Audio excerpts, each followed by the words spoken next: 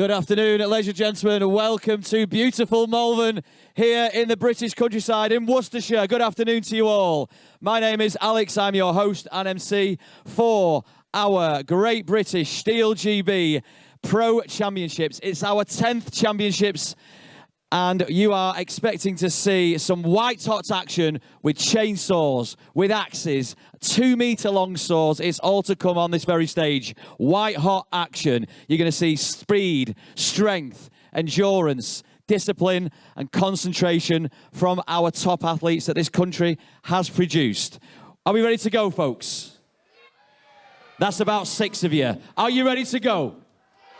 All right, let's bring out our judges first and foremost to make sure this event runs safely. Please welcome onto our stage Mr. Bart Jansen and Mr. Andy Hall.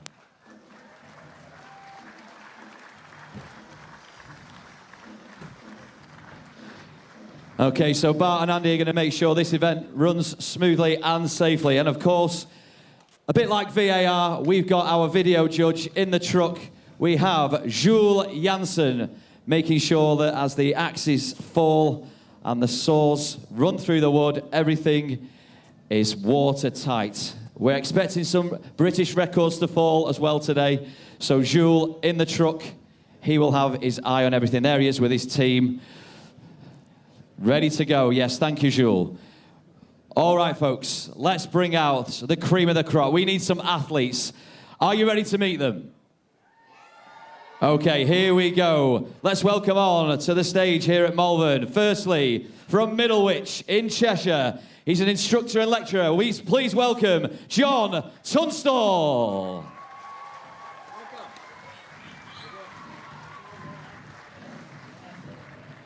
Next up, Welsh farmer. He's up and coming, one to watch. Welcome on, Martin Price.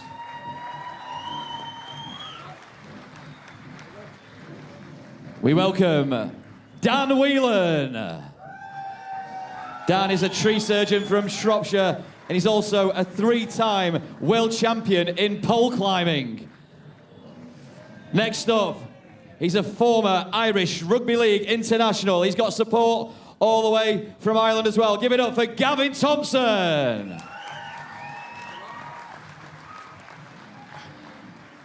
And the names keep getting bigger. Former British champion of 2014. He's a local lad from Hanley Broadheath. It's Mr. Rob Chatley.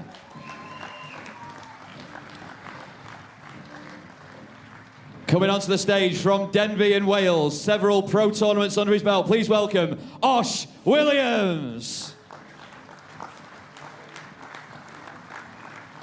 Next up, he only made his pro debut last year. He's a 27-year-old forester from Hereford. It is George Spencer.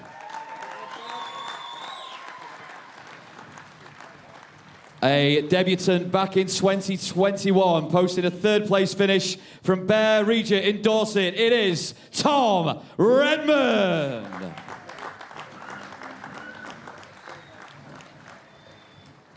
Arriving in from Neffin in Wales, 30 years as a firefighter. He's performed in practically all of our 10 Great British Championships. Mr. Terry Haw.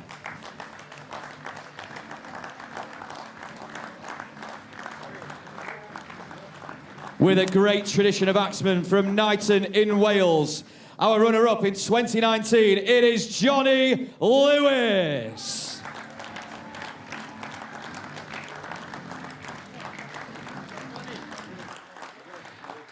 And our first ever Scottish professional, the runner-up from last year. Please welcome Graham Turner.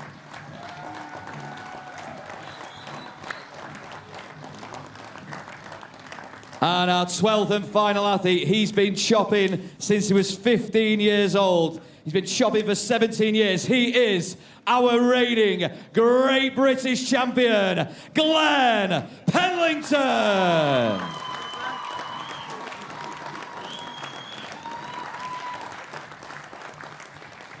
So our athletes are primed and ready. It is all to play for, and to describe the action and talk us through wonderfully, I'm delighted to welcome to the British Isles all the way from Canada, Mr. Troy Mannering. Thanks a lot, Alex. Yeah, we're going to have a great day on stage here. We've got a full 6-discipline individual pro competition that's going to get broken down into 3 rounds. Alex is going to join me here on the studio set shortly as we take our athletes off stage, get everything ready for our first set of heats coming up, and that's going to start things off with the Underhand Chop. Now, before we get started with the action, we're going to take a quick look at the event format and how this is all going to break down for us today. The STIHL Timbersports individual competition. In the first round, all athletes compete in 3 disciplines: the underhand chop, the stock saw, and the standing block chop. The times achieved will be converted into points upon completion of each discipline. In round 1, a difference of 1 point applies in each discipline, thus the fastest athlete received 12 points and the slowest only 1 point. Any rule infraction will result in a disqualification, and the athlete will receive 0 points for that discipline. At the end of the first round, the athletes with the lowest scores are eliminated. Only 8 athletes make it to the second round. In this second round, the remaining athletes compete in the single buck and the springboard for increased scores. With 2 points difference between placings, the fastest athlete now receives 16 points and the slowest receives 2. The 2 athletes with the lowest total points are eliminated at the end of round 2. Only the top 6 reach the third round. In the third round, anything is still possible in the hot saw, as an increased score interval of 3 points applies in this final round. The fastest athlete can score up to 18 points at the hot saw, the slowest only 3 points. The athlete who manages to achieve the highest total score across all 3 rounds is the new champion.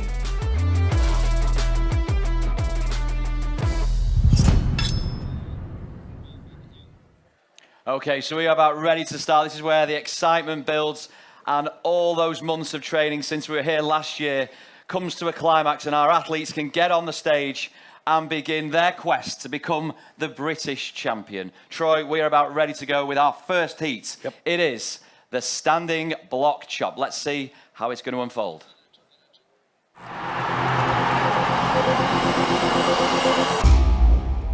The axes used in timber sports definitely can't be bought at your local hardware store. Made from special steel, the blade is hand sanded with an angle of 13 to 16 degrees. It's custom built and carefully adjusted for each competition.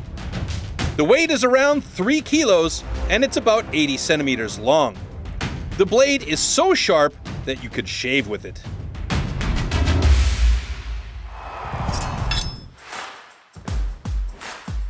Underhand chop. In the past, the underhand chop technique was used to split logs. Standing on a horizontally anchored block, the athletes cut through a 32-centimeter log. The block has to be worked from both sides.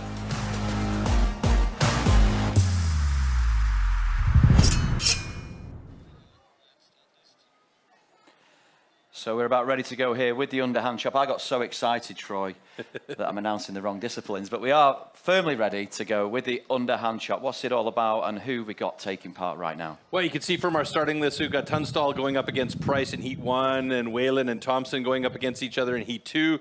We do have an Irish competitor in there as a guest competitor to round out our field, and you can see all the blocks ready on stage.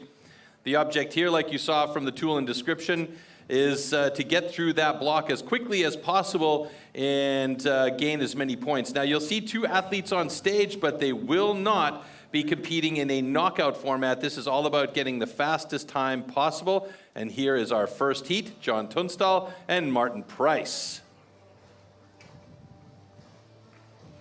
And you can see there's the world record of 12:01, and 18:99 is the national record for Great Britain. So both of those numbers are going to be numbers these guys are going to be aiming for, but more often than not, they're just going to be trying to get through as quickly as possible.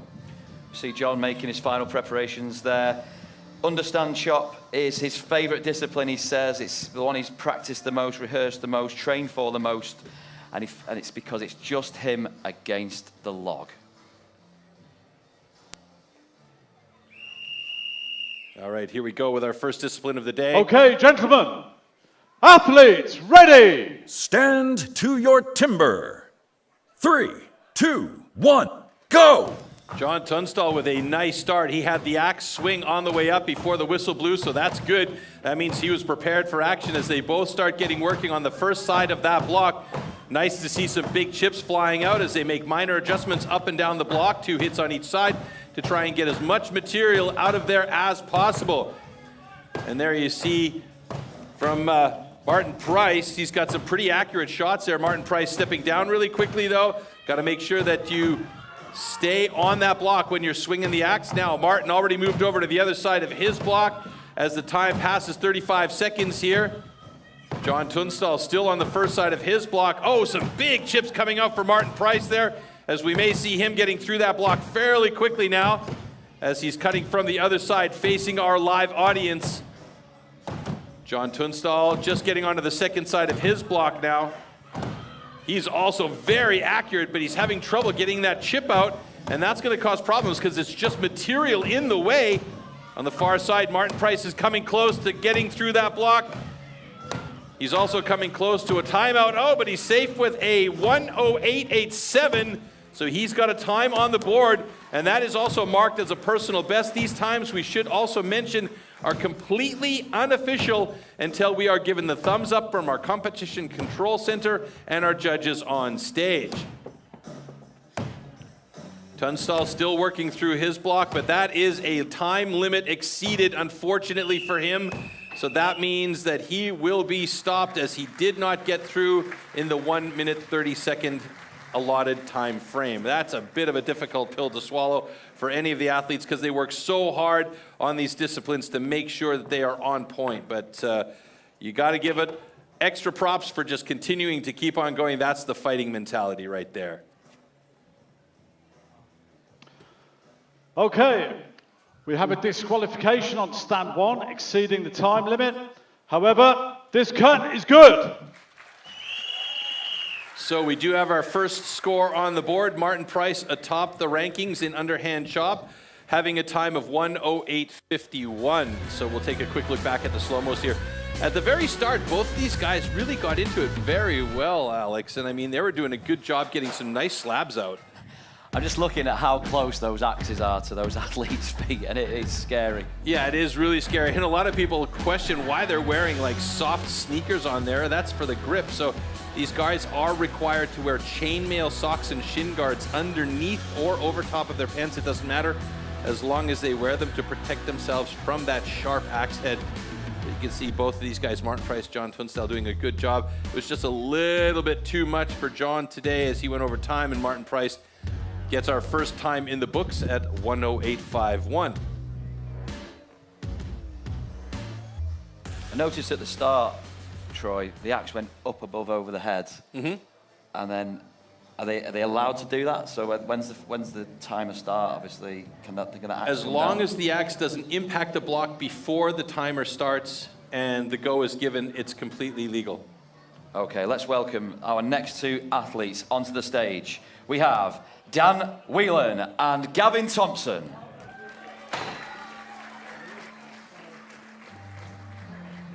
Gavin Thompson will be on stand number 2 on the right-hand side of the stage. There's Dan Whelan just getting his axes. You'll see also that these athletes will bring out 2 axes onto the stage. That is allowed, although they probably won't be using 2 axes. The deal is that if something should happen or if they feel like the first axe they chose isn't working well, they can always switch. Okay, gentlemen. Mid-cut. Athletes, ready! Stand to your timber. 3, 2, 1, go! So Dan Whelan opting to face the audience to start, where Gavin Thompson has his back to the audience to start things off. Both of them getting into the wood right away very nicely. There's a picture of Gavin Thompson, who is chipping away really well, just keeping a close eye on that line on his foothold. He's got to be careful not to cut the footholds, as now Gavin Thompson has moved over to the other side of his block, showing some great skills on the underhand chop. There's minor adjustments and some big chips are flying. Dan Whelan still cutting away at his now and looking to move to the other side fairly soon. Gavin Thompson looks close to getting through his block though, and it may well be a good time for our Irish competitor here, Has it maybe a couple drivers more to get through, and he is through in a nice time of 44.80 seconds. Very well done. That was a nice job by Gavin there. Dan Whelan, not sure if he's moved over to the other side of his block. Yes, he has. So now working on the second side of his block to try and get through there. Remember, he has 1 minute and 30 seconds to make those cuts count, so he's still in the mix at the moment, but he has a bit of work cut out for him, getting those chips and that material out of the way, trying to be as accurate as possible to really not cut new material on that block as we get down towards the 1 minute 30 second mark here. Let's see if he can do it. He's got some big pieces of meat in there. There they go. That's good. But he got to the time limit, unfortunately. And that means we are going to have our second DQ for over the time limit. Another disappointing start there. But this is about the experience and making sure that these guys have a chance to compete at this level. And I mean, they definitely deserve to be here.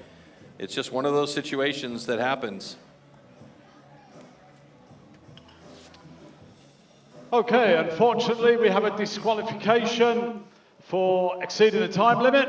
However, this cut is good.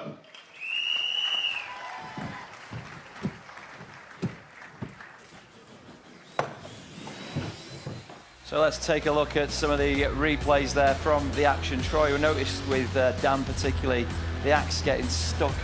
And how much does that stickiness affect you and your rhythm when you are attacking the log? Well, I mean, you know, you get that axe stuck in there and it takes a lot of energy to wedge it out, especially if you've got it in really deep in the block. And that's an unfortunate reality if you've got power and you can't control the power and just get a nice clean cut, and your axe choice plays a role as well. So if you get it stuck in there, it's an effort to get it out. And then you start to get a bit tired cutting, and then the tiredness changes the angle of the axe, and then you start to cut straight in. Instead of cutting away new material, your accuracy goes out the window. So there's a lot of things that can play a role here in why we went to the DQ and the time exceeded there. But particularly it's about fitness these days. These guys are all so incredibly fit. So there's a lot going on over a weekend like this. There's shows, there's a demonstration, there's a bunch of different things. So a lot of these guys are working the entire weekend and not just competing here at this event. Yeah, and it's not just timber sports that our athletes take part in for that all-round fitness. They're cricketers, rugby players, mountain bikers, pole climbers, the lot. How much does technique play a part as well, Troy, as to, you know, those, you know, marginal gains, those split times, the personal best we want to see fall, national records? Yeah, I mean, in the underhand chop, and particularly in the chopping disciplines, technique is massive. It's really about hitting at the same spot each time so that you're not making new cuts on new material every time. Because if you can hit at the same spot each and every time on each side and have nice smooth walls, you're taking out more of that material in the middle. And the less material there is in the way, the easier it's to cut through, cut fast, and cut clean. And remember, these guys have to cut from both sides of the block, so they also have to step over to the other side and start again fresh on the other side. So that axe sticking in there is a critical factor, like you mentioned before. So yeah, technique is massive for these guys. Now, we don't really want to see any disqualifications, but a couple of our athletes in the past two heats ran out of time, essentially. But we've got points on the board already for Gavin Thompson and Martin Price. The next heat is being set up, and it's a former Great British champ, Rob Chatley, up against Osh Williams on the stage. Now, we do mention a lot that this is the original extreme sport, and it basically started way back in the day and has developed into what we see on stage today. Let's take a little look back at the history of timber sports. Expert woodsman who can cut down a tree more easily than most people can chop one up. When it really comes to tackling large lumps, you can't beat the men of the forestry companies. An axeman's gathering. This is Thomas losing the loss that gets it.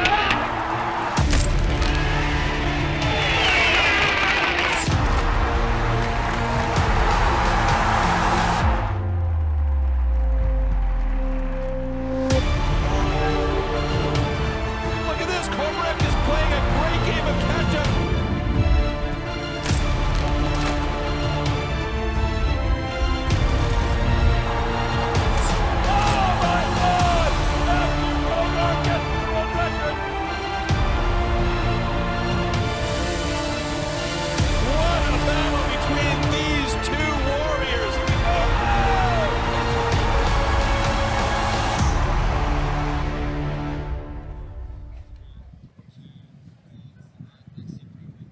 We are ready to go with Heat 3. Rob Chatley, Osh Williams taking the stand. And don't forget, this isn't a heads-to-head. It's about the fastest time, gains you more points amongst the 12 athletes. So here we go, Troy. And Rob, by the way, is the man that holds the national record in this discipline. So I talked with him earlier on as he was picking his axes. I said, so what axe are you going to use today? He's like, I'm not telling you that. Are you nuts? So these guys are very particular. They've got 6 to 8 axes in their quiver. And they have different axes for different functions out there. There's a banana head, blade. I mean, there's science in there somehow that I just don't understand. Osh Williams, by the way, I believe just had a birthday on Thursday, I think. So happy birthday to him. And here we go with heat number 3. Okay, gentlemen. Athletes, ready. Stand to your timber. 3, 2, 1, go! Wow, the power right away for both of these guys is incredible. Ocean Williams getting some nice big chips out of his block. There you see him right in front of us, and over to the right there, Rob Chatley already moving over to the other side of his block. That was a quick first side. Let's see if he can get another national record. I don't think it's going to, oh, maybe it will happen. No, it's not going to happen. I'm sorry. I got a little bit overexcited there, but that was a nice time of 20.30, fastest time so far in the day. Ocean Williams trying to get through on that second side now. He's got a quick axe. He's got the power. He's almost there. Let's get him moving on. Is he going to make it? Let's see what this time is going to be. He must be getting close to getting through there. Struggling a little bit on the second side with the sticky axe. Oh yeah, he's got a bit of a step there and a big piece that's right in the middle that's blocking everything that hasn't chipped out, and that's going to be causing him problems as he's trying to find his way through. And a time of 57 seconds dead even for Ocean Williams.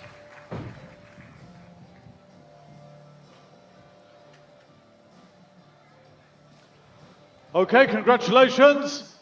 Both cuts are good. It was great to see with 3 heats under our belt now, Troy. Both athletes so close to their personal best. I mean, Rob has the national record with 18.99. You can see just how close he was there. And yeah. Osh, you know, he was staring down the barrel of his PB. He was at 45.86 before this event today, and he was labouring a bit towards the end, as we can see from the replays. Well, on the first side of his block, he was really, really good, actually. I mean, he had some fantastically accurate hits. He was slabbing out nicely. The chips were flying. But when he got onto the second side of his block, and here we see Rob Chatley's block as he just hops off there. But Osh was really struggling on the second side. And if we see the slow-mo on the front view, there was a big chunk of wood that was right in the way, and I guess we're not going to get to see it there, but there was a big chunk of wood that was right in the way and really causing him problems. Okay, we move things on now. Heat 4. Onto the stand comes George Spencer and Tom Redmond. George Spencer had a spectacular single buck in the shows the other day, so looking forward to seeing if he can bring that spectacular single buck into the competition later on. Right now, his focus is going to be on getting through that underhand chop clean. There's Tom Redmond setting things up. And what he's doing there is he's putting a little bit of lube on that axe head so that those first drivers don't get stuck in there right away. Okay, gentlemen. Athletes, ready. Stand to your timber. 3, 2, 1, go! Nice start by both George and Tom. George quick to move from side to side. He's got a quick axe head speed, a little sticky one there. Tom's got a ton of power and experience, so both of these guys really playing to their strengths right now. George looking good there with some nice chips coming off. Tom has already moved to the other side of his block, and that's going to put a bit of pressure on George to try and get over there as quickly as possible. Remembering, this is not knockout, this is just time-based, but still, you got another guy on stage, and you have somebody to battle against here. Tom Redmond threw in 35.15. George Spencer going 1-1 on this hits here. Now he's doubling it up, trying to get through a thin spot. Looks like he might have 1 or 2 more drivers to get there. And let's see, as the time comes to a 50.29 for George Spencer.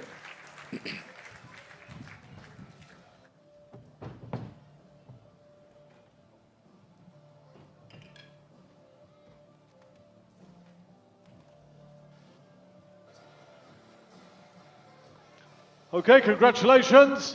Both cuts are good. A nice time from Tom Redmond. He hasn't hit a personal best, but George Spencer did do that with a 50.12. Tom Redmond with the second fastest time of the day, just behind Rob Chatley, as we look back at the slow-mo highlights. And on the first side, they're really looking good, but it was Tom who was quick over to the other side, and he really utilized that to his advantage, getting not so deep on the first side, but he was very good on that second side. And here we see the orange sneakers of George, matching his crossed axes on the back of his jersey. And there's Tom's final driver through. All right, so thus far, here's where we stand. Yeah, former British champ Rob Chatley, local boy from Worcestershire, leads the way right now, but there are athletes still to perform in this discipline, so Rob's there to be got at. Yeah, we still do have 2 more heats, and now the underhand chop ranking, because this is the first discipline of 3 in round 1, this will also be the overall ranking. So right now, Rob Chatley, Tom Redmond, at the top of the ranking for our Great British Championship here for the pro men. And so now this is about these guys trying to maintain and pad their times as we go into the next disciplines in round 1. So now remember, in round 1, we have 3 disciplines, and then we eliminate 4 athletes from the list, and then we have 2 additional disciplines, and we eliminate 2 more athletes from the list, and we go into the hot saw with the final 6 athletes. I think I'm still with you. Okay, I hope so too, because I'm kind of confusing myself a little bit. Yeah, now the wood is all important in all of our timber sports. It's premium quality. Let's have a look at how it's made. STIHL Timbersports is an international extreme sports competition series featuring 6 disciplines: 3 chopping and 3 sawing. We have a premier competition, we need premier wood.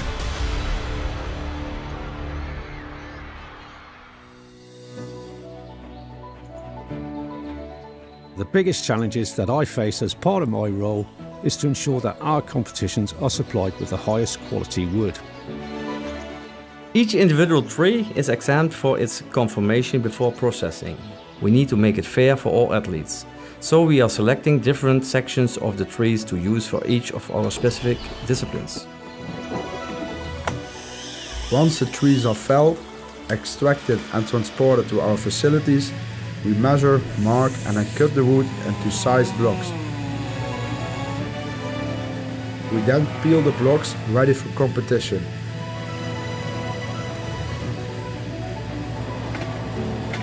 After careful selection, the blocks then leave our yard and are distributed internationally to our STIHL Timbersports competitions.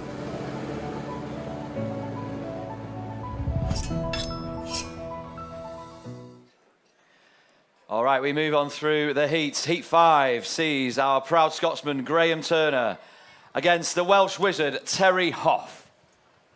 We've been mentioning all weekend long that Terry Hoff is a little bit like Benjamin Button. He's aging backwards. He's so fit and still a relevant competitor here. And Terry is coming up on stage right now just to get ready for this underhand chop against Graham Turner. Now, Graham is a big, strong man. Came in second last year in the British Championship. So looking for an improvement for himself there. I think that Graham maybe puts a little bit of pressure on himself, but I went up to him earlier and I said, just have fun and you'll succeed. So he's in a good one here with Terry Hoff on stage as they get ready to step up and do underhand chop in our 5th of 6. Okay, gentlemen, athletes ready. Stand to your timber. 3, 2, 1, go! Good start by both of them. A sticky one there for Graham as they both start to chip out some big blocks. So you can see how wide open and steep the angles are on those first initial hits as those chips start to fly away, as they're slabbing those blocks out. Terry Hoff looking good as he is opting for the quick runs there and a bit of a narrower cut. Graham, on the other hand, moving over to the other side of his block with a really wide opening cut. So he should go a little bit shallower on the backside there, trying to get through in a good time. Let's see if he can best his fastest time as Terry Hoff has now moved over to the other side. Graham quick with the axe. He's doing really well here. Coming up on the 42-second mark as both of these guys really working the second side of their block. And that's a nice time from Graham Turner, 44.59. That puts him in 4th place at the moment. Well done, Terry Hoff. Struggling on that second side, but it's starting to wiggle a little bit as he should do it right there with a 57.19. Nice.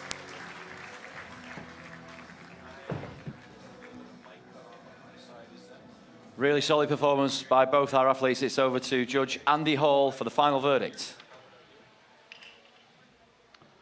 Okay, congratulations. Both cuts are good. That's All right. precisely what we want to see, Troy. Yeah. I mean, both cuts are good. It's always good to see, and those guys having some really good times there. A little bit of an initial sticky axe for Graham there, but you could see how quickly he was driving the axe and how frequent his drivers were.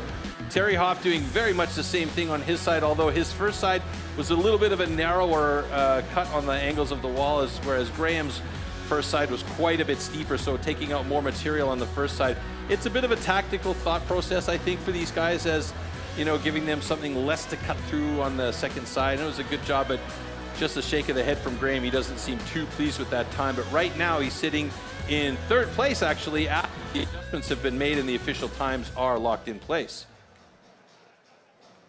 Okay, it's heat 6, the final heat of our first discipline, the underhand chop, and it's Great British champion Glenn Penlington on stand 1, and on stand 2 it's Johnny Lewis, 2 Welshmen, 2 experts with the axe.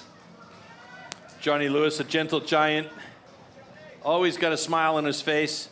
Glenn Penlington, one of the new generation of timber sports athletes that are very, very fit, incredibly fit. He's also got forearms like steel rods. It's unbelievable. Okay, gentlemen. Athletes, ready. Stand to your timber. 3, 2, 1, go! Oh, right away. Glenn gets a big stuck axe and he means business. Both of these guys, John Lewis is, look at this, he's staring at that block and he is hating on that block. Look how quick he's moving that axe. Incredible speed by both of these guys, both of them moving over to the other side of their blocks more or less at the same time.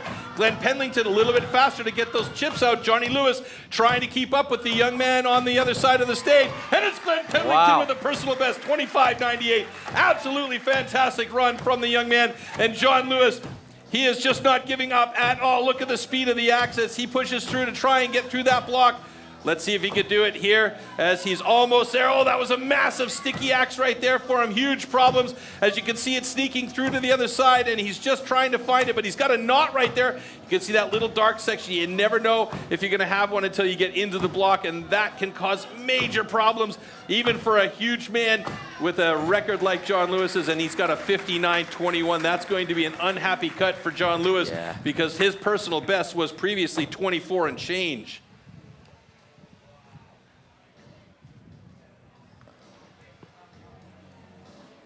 That was a great cut from Glenn, though. Absolutely fantastic. Okay, congratulations. Both cuts are good. Glenn absolutely flying out of the traps. And Johnny was right there as well, Troy. It's the look of the draw on the wood. You don't know what's inside. Yeah, I mean, both of these guys were hitting at a pace that was incredible on the first side.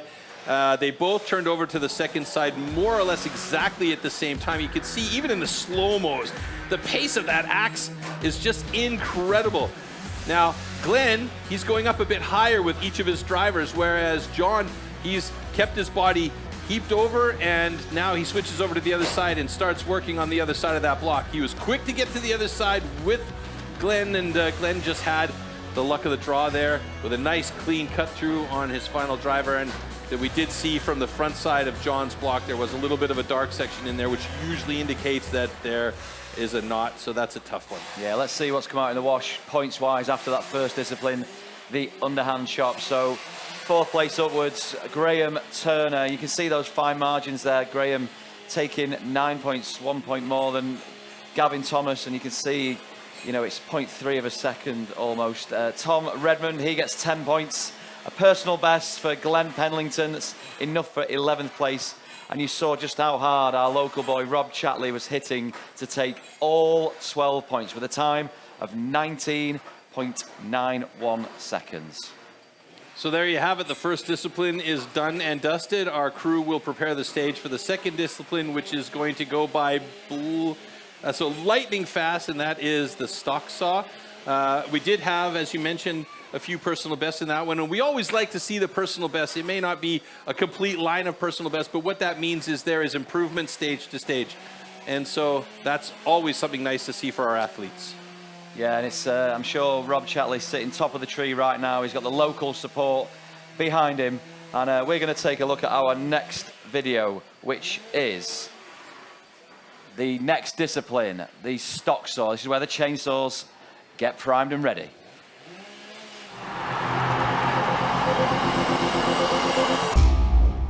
The STIHL MS661CM stock saw is used in STIHL Timbersports as the ultimate test of operator skill.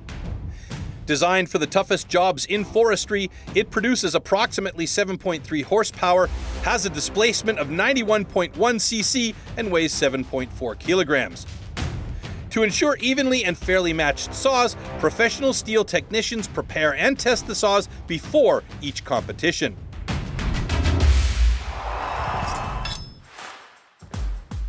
Stock saw. After the starting shot, the contestants have to cut 2 wooden discs, so-called cookies, within a 10-centimeter mark, one downward and one upward. The attempt is only valid when both discs have been cut off completely and within the marks.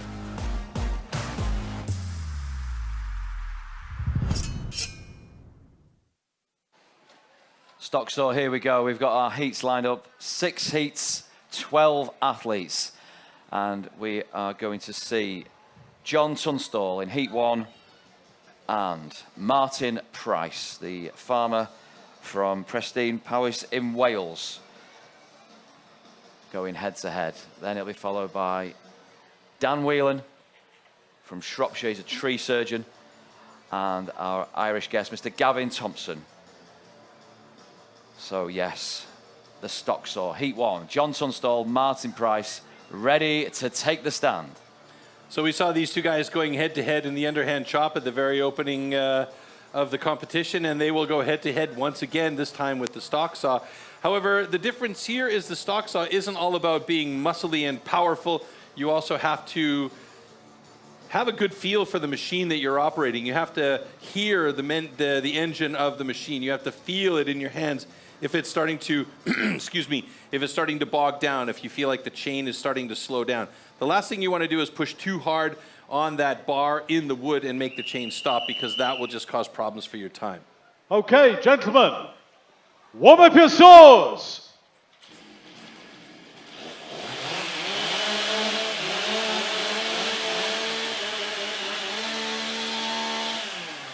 So this is a hot start event. That means the stars will stay running on stage on their rubber pads. Athletes, ready! Stand to your timber.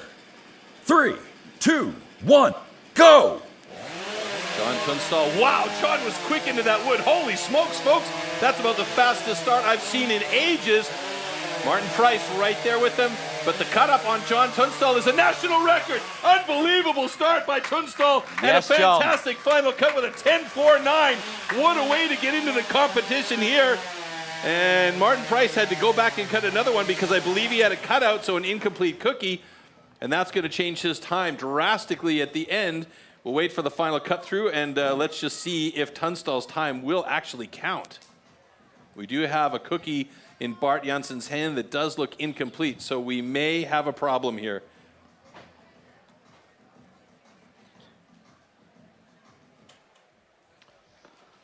Okay, unfortunately we have a disqualification on stand 1 for an incomplete disc. However, this cut is good. Desperately disappointing for John. We were right there with him. That is heartbreaking. He was so fast on the start. He was right into the wood, and I don't know if that's where he had the incomplete cookie. Let's see. Look at that, right there, bang. I don't see the incomplete cookie there for him, so we'll have to see in the slow-mo further on where the actual cutout was. This looked like a good first cookie. Thin to win right there by Martin Price. It was the bottom part of the upcut for John. That was the problem. He just didn't go over far enough. But man, the efficiency of his cut was spectacular. I really feel bad because that was an amazing cut for him. All right, now, next heat. Dan Whelan, the tree surgeon from Shropshire, up against Gavin Thompson. Will Irish eyes be smiling after heat 2?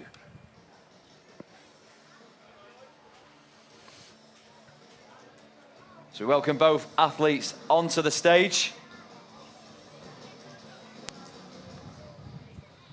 Yeah, you'll see the guys will sometimes bring up a grease pen or some sort of a marker. And it's what you're seeing Dan do right there. He's just setting that marker so that he can see right away where his first cut is going to drop in. Now remember, they do only have 10 centimeters to make those 2 cuts, so they have to be accurate as well. Okay, gentlemen, warm up your saws.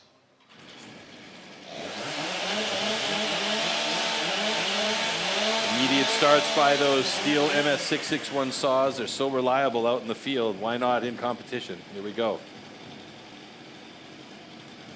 Athletes, ready! Stand to your timber. 3, 2, 1, go! Very nice start by Dan Whelan. He's got a thin cookie. Gavin Thompson looking good as well. Thin to win is the rule of thumb. If you get too thick, you might start to bog down a little bit. Gavin Thompson, a national record for the Irish Sawyer, 11.31. Dan Whelan with a personal best, 11.85. Now it's about the judges and checking the lines and the cookies. Okay, congratulations. Both cuts are good. Fantastic. So we have a national record and a personal best. That was things that we like to see every time. Dan Whelan and Gavin Thompson. Gavin Thompson topping the stock saw results for the moment. Now, Troy, these stock saws that we're seeing in use today, by no means the largest chainsaw of the STIHL range, eh? No, not at all. This is about the average. This is a typical working man's chainsaw. And there's no modifications at all on the motor or the chain. The bar and everything is the same size for every athlete, and they're all checked to make sure that we have fair conditions for everybody. Now, this will be a fascinating matchup. Heat 3, Rob Chatley and Graham Turner. You can see those PBs right there, 11.2 for Rob. Graham not far behind with 15.3. This is going to be rapid.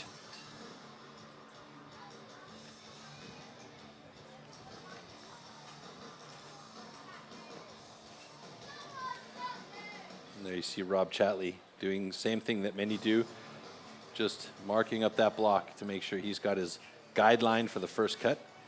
Some guys will actually put 2 markers in there. They'll put one for the first cut, which you're seeing Graham check now, and then they'll put another one. Okay, gentlemen. Line up the second cut from below. Warm up your saws.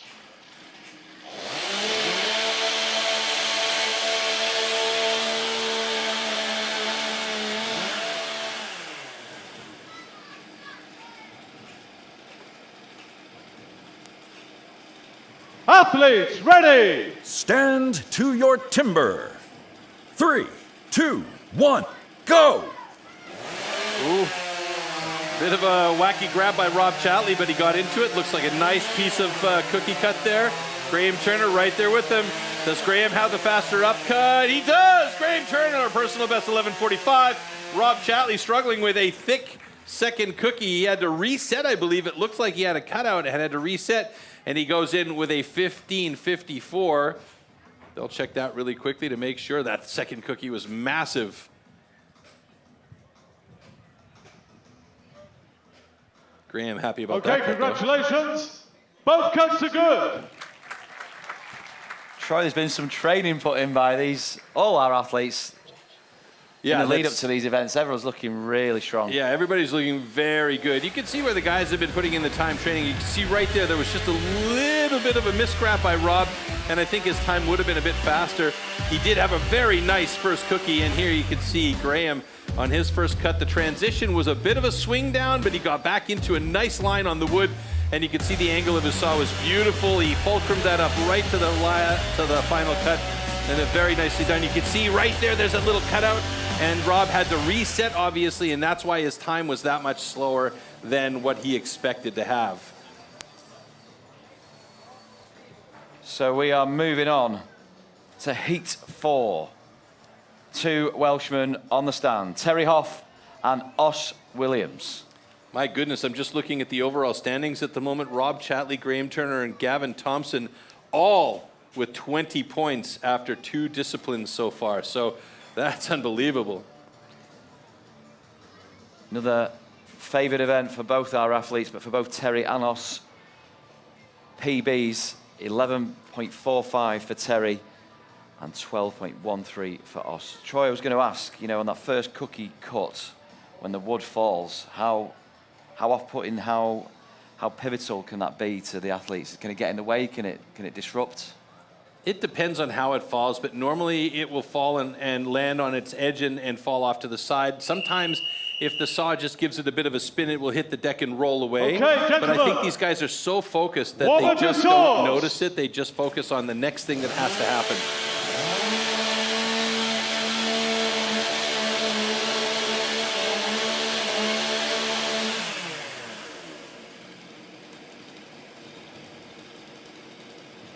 Athletes, ready! Stand to your timber. 3, 2, 1, go!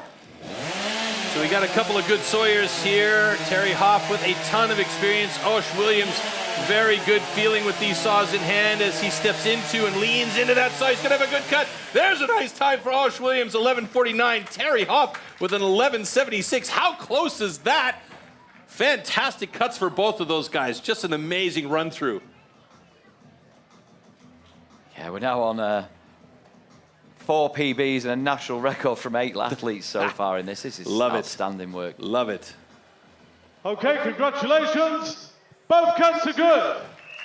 There's that secret smile from Osh Williams. He knows he had a good cut, and he's stepping off the stage with a very, very nice result there. He's in second place in the stock saw results with a personal best, and as you mentioned, 4 personal bests and a national record. Just amazing. You can see both of them very quick in. That's Terry's saw right there. He started to saw back and forth with the cuts. Oh no, excuse me, that's Osh. It was Terry that had a couple of actual physically moving the saw back and forth at the start to try and control the saw's movement in the block. But that was a very nice. You could see Osh stepping up into the cut as he was leaning forward to try and get that saw moving quick through there. And now we see Dan Jansen of the Jansen clan up there on stage doing a straightening cut on that block. They've gotten so good at it, they don't even need to use the rigs anymore. They just make a straight cut, and it's usually perfect.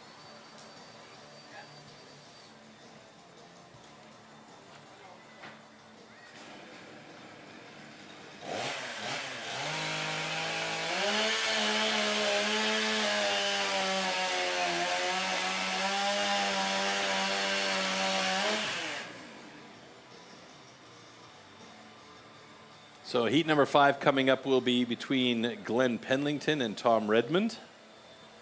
This is certainly a matchup to keep your eyes glued to. Our reigning British champ and Tom Redmond, who has only been on the pro circuit for a couple of years. His first year, he took away a bronze medal, and he was knocking hard on the door last year of a podium finish, and he will be doing so again this year. Yeah, well, there are guys that have a natural talent and continue to work it, and there are guys that have to work to reach the talent, and we have everything here. And we know that Tom has definitely, you know, like you said, been knocking on the door. Is this his year? Who knows? But there are a lot of fantastic athletes here this weekend. And there's great family heritage in the Penlington family as far as timber sports is concerned. Glenn, he's been chopping and sawing for a good 17 years. He is our current British champ. His sister is the reigning female champ, and his recently retired dad, who's celebrating his 60th birthday today. He was a timber sports legend in this country. He told me that Glenn's been pushing him to maybe start up again so that they could go down to New Zealand and compete against each other. Okay, gentlemen. Warm up your saws.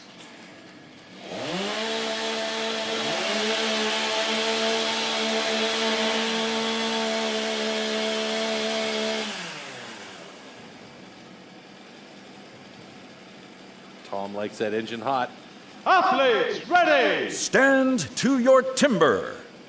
3, 2, 1, go! Very nice start by Tom Redmond. Glenn getting in there very quickly as well. He's got a bit of a thick first cookie.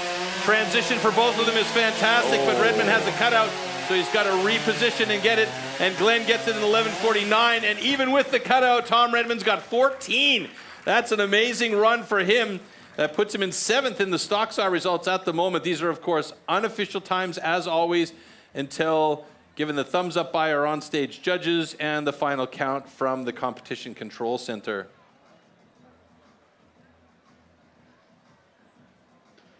Don't see any Okay, problems here. congratulations. Both cuts are good. All right, so personal best there after adjustment for Glenn Pendleton, 11:33, and they actually did make the time a bit faster for Tom with a 13:87. Still has him in 7th place, but look at the start by Tom. Beautiful first cut, nice thin cookie. You'll see a bit of a thicker cookie by Glenn here, as he's got about 1.5 to 2 inch thick cookie, but right here is where the problem ensued for Tom. He had a cutout at the bottom, realized it, made the quick adjustment, had plenty of space in there, and still managed to get a very good time even after changing the position of the saw. Nicely done.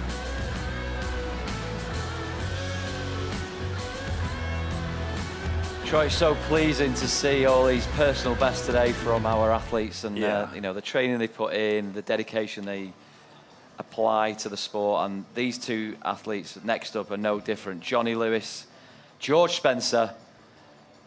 They've been here since the middle of the week, and backstage they're absolutely alive with practicing and rehearsing their craft. George also had a fantastic stock saw in one of the demos the other day, where we were all like, holy moly, is that a new record? Unfortunately not. There was a bit of a system malfunction there, but he was really, really quick. His time was great. So expect to see a good time from George here today, who's seemingly pretty relaxed under the circumstances, as he's only in, I believe, his 2nd year as a pro. Okay, gentlemen. Warm up your saws.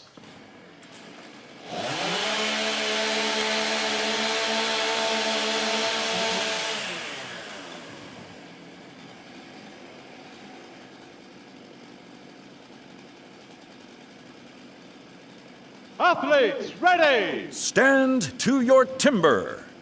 3, 2, 1, go! All right, both of these guys getting right into it. Great first cut from George Spencer. Transition was beautiful. Could we have a really good time from the young man? We will. Another personal best for George Spencer at 10.90. Absolutely amazing. Johnny Lewis with a 12.51, and Spencer knows exactly that he's had a good cut. Oh, wait a minute. He's going, I don't know. Did I go over the line? We'll see what the judges say. Okay, congratulations. Both cuts are good. He was just messing with our cameraman. Max 2.0 up there on the right-hand side of the stage. But it was a good cut by George Spencer. Very, very good cut. Look at the start here. So quick in there. A little bit of a dangle over top, and then he just motored through that block like a hot knife through butter. It was just incredible. The transition at the bottom was amazing as well. Nice, steady flow, very good cut. We're going to see good things from that young man in the future. Johnny Lewis, of course, always the consummate professional out there. So let's have a look how the stock saw results have panned out. 10 points in 3rd place. Look at all those PBs. So good to see. Glenn Pendleton takes 10 points. Gavin Thompson, 2nd place, 11 points with a national record for the Irish competitor.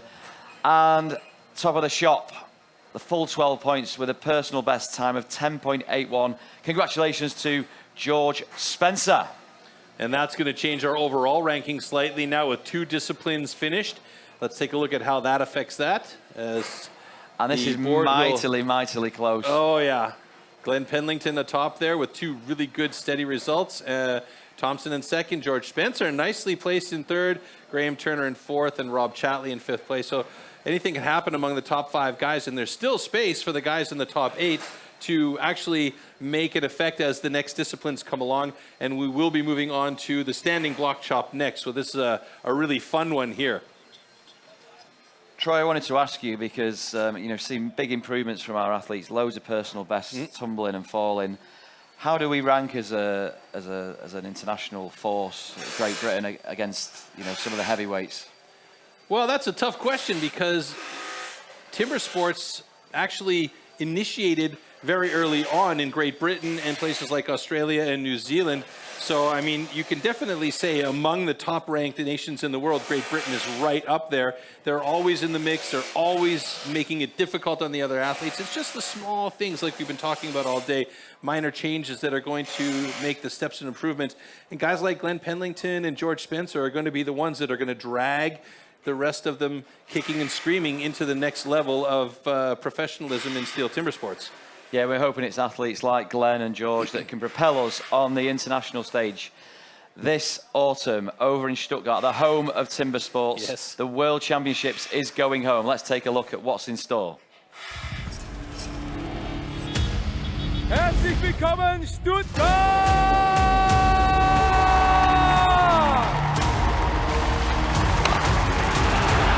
A new world record from Sterling Hart. To celebrate the 90th anniversary, STIHL has brought the Steel Timber Sports World Championship back to Stuttgart.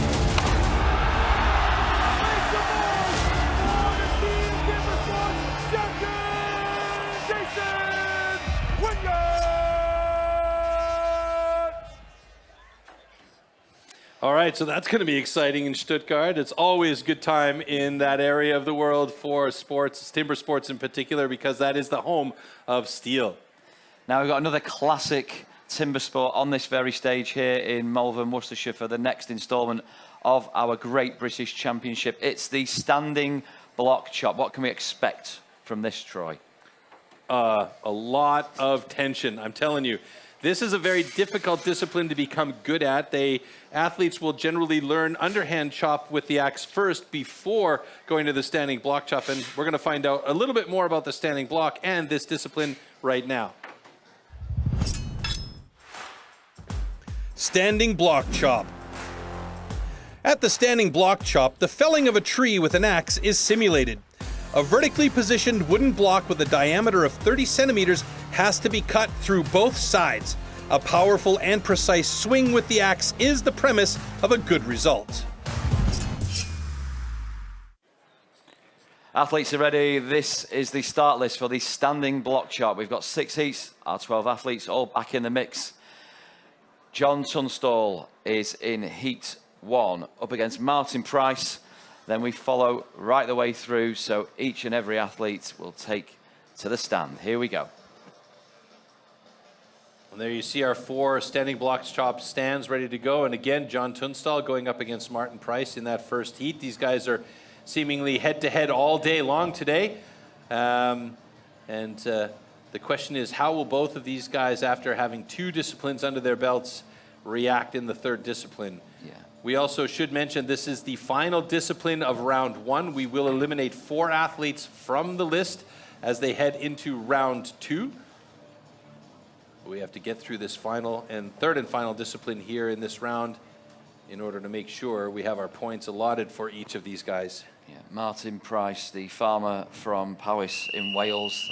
This is his preferred event, the standing block chop, looking to make a big impression here, looking to stay in the game. Gentlemen, athletes ready. Stand to your timber. 3, 2, 1, go! Nice start there from Tunstall. Nice big chips coming out for Martin Price as well.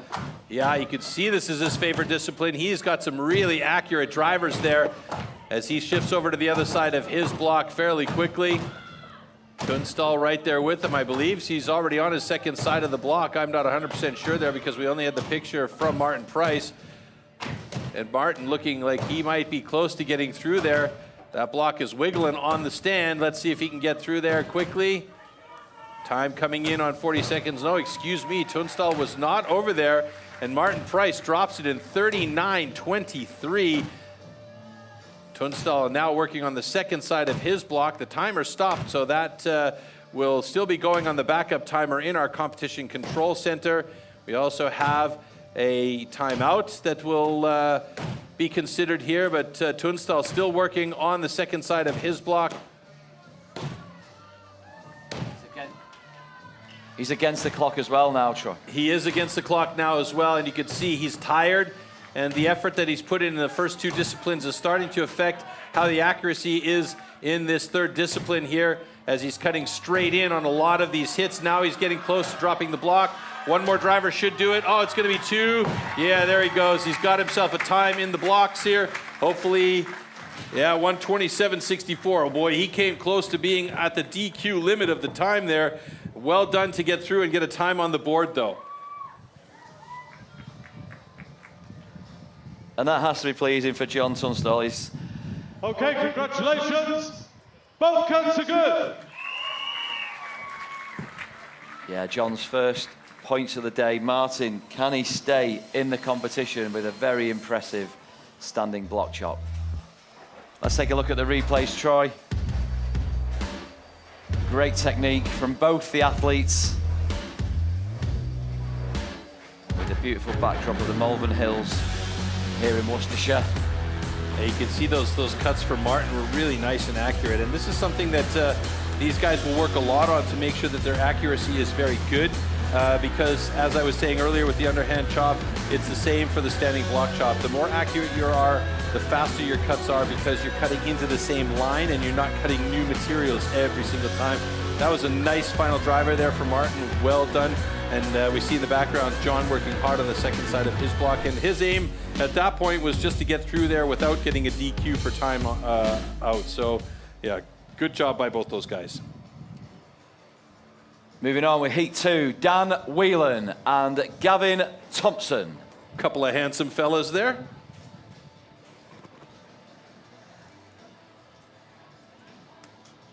I'm sure they'll be the first to say it's not just about the looks.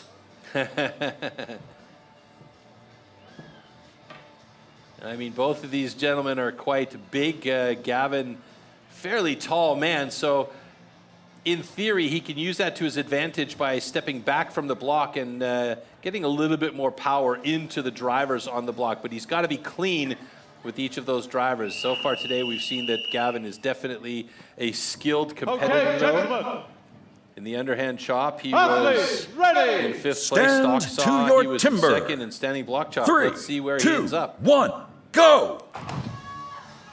So Gavin Thompson on the right, Dan Whelan on the left. Interesting, Gavin's not using as much of that tall frame of his to put as much power into those drivers as he could. Still seems to be working it well though. Dan Whelan there, just getting a lot of power into it, and Gavin Thompson's already moved over to the other side of his block. Now he's using a lot of his upper body, but his drivers are quick and frequent. Pretty accurate, more or less. Nice clean cuts there from him, and a personal best 32.85 for the Irishman. Very well done. Dan Whelan still working on his second side here, as he's got some nice big chips flying, making the adjustments to try and get a clean cutout and get some more material out of the way there.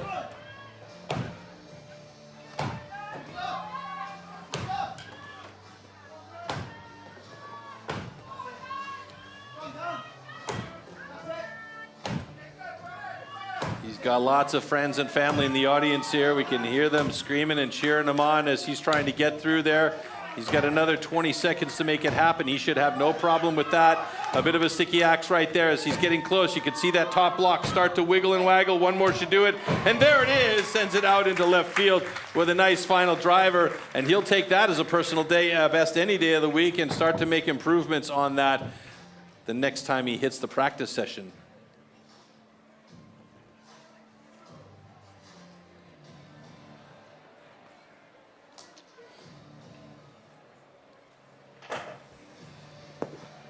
Okay, congratulations. Both cuts are good.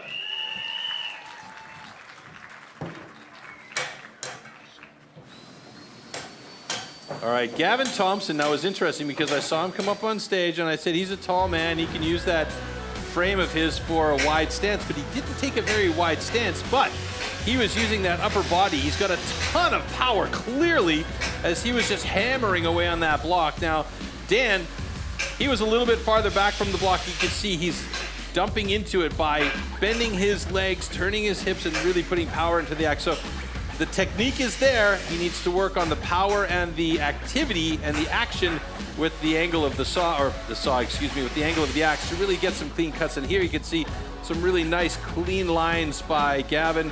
Nicely done to block it up and get himself the top score of the day so far in standing block chop. And here's that final driver, and you can see the power was there for that one as that block went spinning. Troy, we've talked before about the physique of the modern timber sports athlete. You don't have to necessarily be, you know, tall and big and thick set. It's all body types nowadays. Well, I mean, we're seeing a lot more of the physicality changing from just power drivers and guys that are just coming on stage and just hammering the heck out of the blocks to, you know, really accurate, really clean, really technical cuts and sawing. And for that matter, you don't need to be a massive dude. You can be strong, you can be lithe, you can be flexible and still have the power with those nice clean cuts. So you'll see the best in the world are generally having really clean cuts. Even if they're a big or a smaller guy, the clean cuts is where it's at, especially in the axe disciplines. In the sawing disciplines, it's a different set of circumstances, but you still need to be clean, you need to be flowing, and everything needs to just come together all at once. And the tendency and the trend at the moment is going towards more fitness-based athletes instead of just power-based athletes. Now, next up, sustainability is something STIHL as an organisation take extremely seriously. Let's have a look at how we manage our wood. We as STIHL Timbersports pride ourselves that all wood is sustainably grown, harvested and recycled to minimise the overall amount of wood processed. Firstly, this popular wood is grown on certified plantations. Secondly, the white pine for our sawing disciplines is only sourced from certified forest management.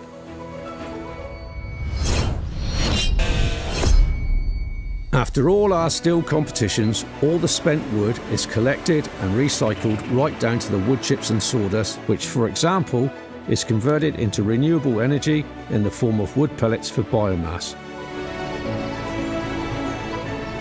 We quest to find certified partners. This ensures that all newly planted trees are nurtured and managed, promoting maximum efficiency and sustainability for the future conservation of our valuable forests.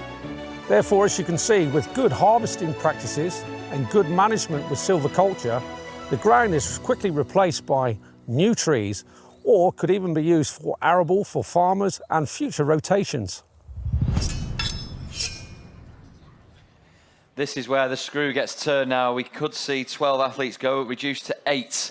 And on the stand, we have the great British record holder from 2016 in this discipline, Rob Chatley, going up against Osh Williams. Yeah, Rob Chatley is a master with the axe in hand as he comes up onto the stage here. And this is really a determining factor in this third and final discipline of round one, because that is where we're going to see how many of the guys from the first round make it into the second round. We're only taking 8 athletes into the second round, so we will eliminate 4 athletes from the running here after the standing block chop is done. And Rob definitely wants to be one of those guys. And at this point, it's looking pretty good for him. Gavin Thompson atop the leaderboard for the moment with Glenn Penlington and Martin Price, George Spencer in 2, 3, and 4, and Dan Whelan in 5th. Athletes, ready! Stand to your timber. 3, 2, 1, go! 2 different types of hitters here. Rob Chatley, big power drivers, really particular about his axe choice for each of these disciplines. And meanwhile, Osh Williams, he's got a lot of power, but he had a massively sticky axe there that took him a while to get out, so that caused him a couple of seconds. Osh looking good, though, as another sticky axe for him, and Rob Chatley's already over to the other side of his block with an unbelievable time. 22-14 for Rob Chatley. And you can see the orange number 2 on the side there. That means he's second place in the overall standings and first in standing block chop. Osh Williams still working through on his second side of the block now. It's wiggling a little bit. He's got the power, is going to put through here. A couple more drivers should do it to get him through there. Getting some more material. That's a real loose block, and it goes down for Osh Williams at 48.13.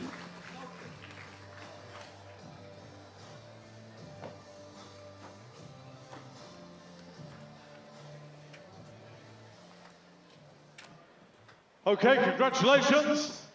Both cuts are good. So good job by Rob Chatley and Osh Williams to get through there with 2 safe times. Yeah. Rob's had a couple of years away from timber sports, but it's like he's never been away with that kind of form. I mean, he's been obviously staying in shape, but, you know, going away to be a dad, that'll keep you fit as well. It'll certainly keep you on your toes. Most definitely. You can see here, a Look quick at that. change by him to the other side. And there's that one sticky axe by Osh that really caused him problems, and he had to dig it out. It took him a while. And Rob just absolutely murdering that block there. Nicely done. You can see Osh putting everything into those last drivers. All right, here we go. Yeah, heat 4, Graham Turner, the Scotsman, up on the stand with the Welshman Terry Hoff. And the tail of the tape, these two guys are pretty well matched up. Terry's personal best 32.55, Graham's 36.61. Graham has been cutting well this weekend, so let's see how he does on standing today, because he is a very, very strong man. Even though I call him little guy, he is incredibly powerful. Terry Hoff, a live competitor. You don't want to underestimate a man like him at all as he steps out on the stage and gets ready for the standing block.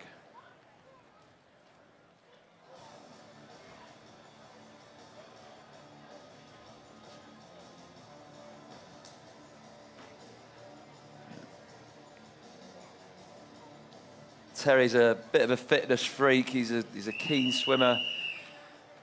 He's spent 30 years as a firefighter. Athletes, ready. That'll keep you fit any day of the Stand week. to your timber. 3, 2, 1, go! Nice start. Terry Hoff getting in there with quick blows. You can see Terry just giving it everything he's got there. He's got power. He's got the accuracy. Graham Turner onto the other side of his block now.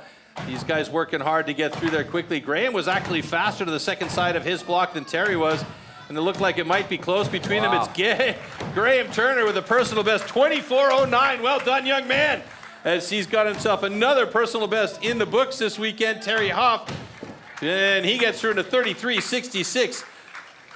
An acceptable time, and that's a great time by Graham Turner, though. That puts him into second in the overall standings and second in standing block chop, and that's exactly where he wants to be at the moment. That means he's safe into the next round with 2 more heats to go.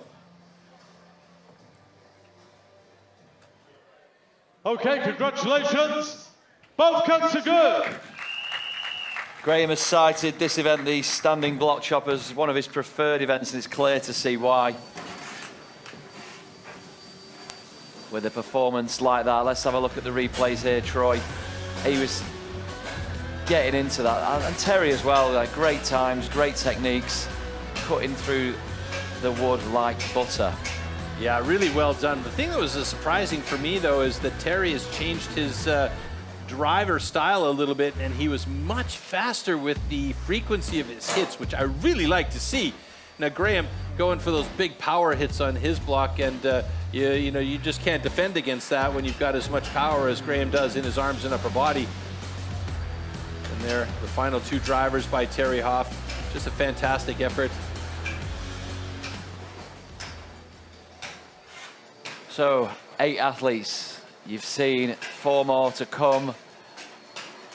Rob Chatley, he's piling on the points here today. 12 of your finest from the standing block chop so far, with 4 athletes to come, don't forget. But we are going to be whittling down to 8 athletes in the next discipline. Graham Turner, he's got 11 so far. And yeah, it's all to play for, Troy. This is on a knife edge.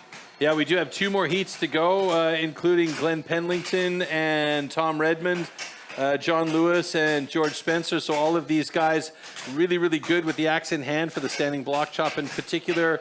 Big John Lewis is great in this discipline, and so is Glenn Pendleton. So we'll see how this changes the overall standings. At this moment in time, though, Graham Turner is pretty safe in second place.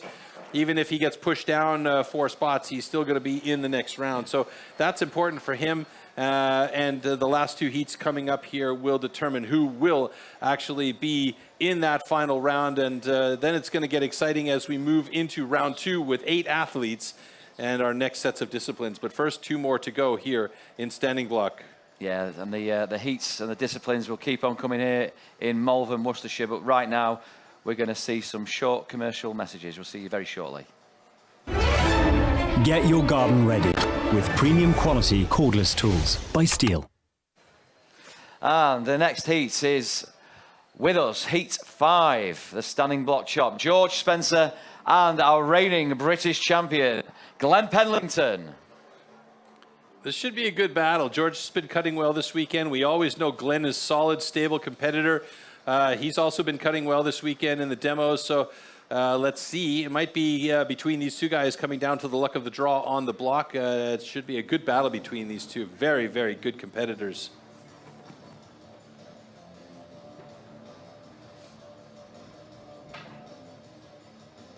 As I mentioned, George just in his second year as a professional. Correct me if I'm wrong there, but I believe he jumped out of the rookies and started to immediately make an impact as a pro.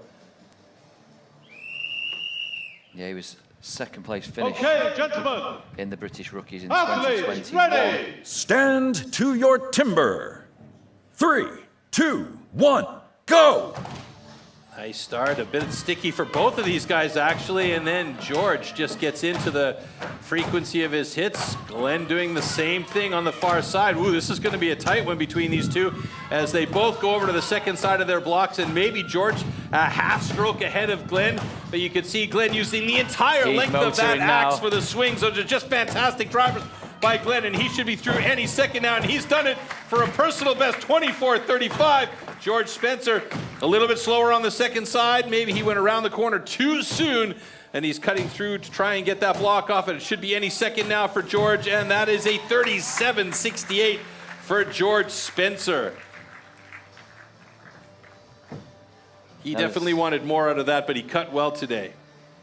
There's no danger of both these boys not making the final 8. But it's the points you want now. It's the points on the board. Set you apart from your competitors. Okay, congratulations. Both cuts are good. So we will for sure see Glenn Pendleton and George Spencer moving into the next round. Glenn moved up to the top of the rankings in the overall after that heat with 1 more heat to go. George Spencer currently sitting in 5th. So even if he does get pushed down by 2 better times by our next athletes, he will be in the next round. So, and we can see here, these guys just really giving it everything they've got. The view between the eyes of the log for Glenn, and over to the other side for George and Glenn at the same time. And here, George was a half stroke ahead, and he might have overthought the transition time and realized he's on stage with Glenn and maybe wanted to have that pressure. And right here, you could see just one driver that he thought was going to do it. He hung on for dear life and managed to get it through in our next heat in the blocks and ready to go. Yeah, Tom Redmond and Johnny Lewis.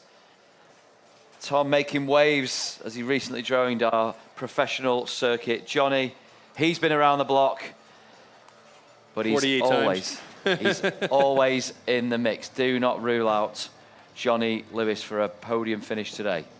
Not at all.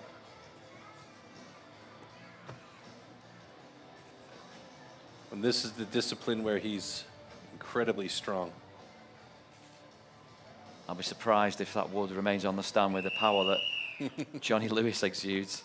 Okay, gentlemen.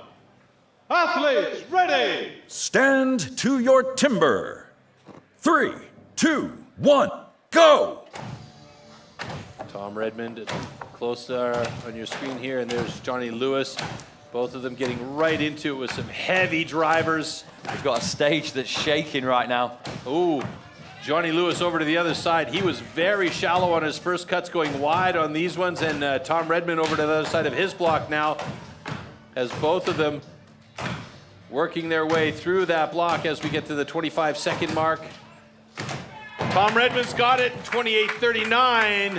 28:51, excuse me. Johnny Lewis in 28:39. Those are close. I've Those got to are see very the replay close on that one. Nice times, no matter how you look at it.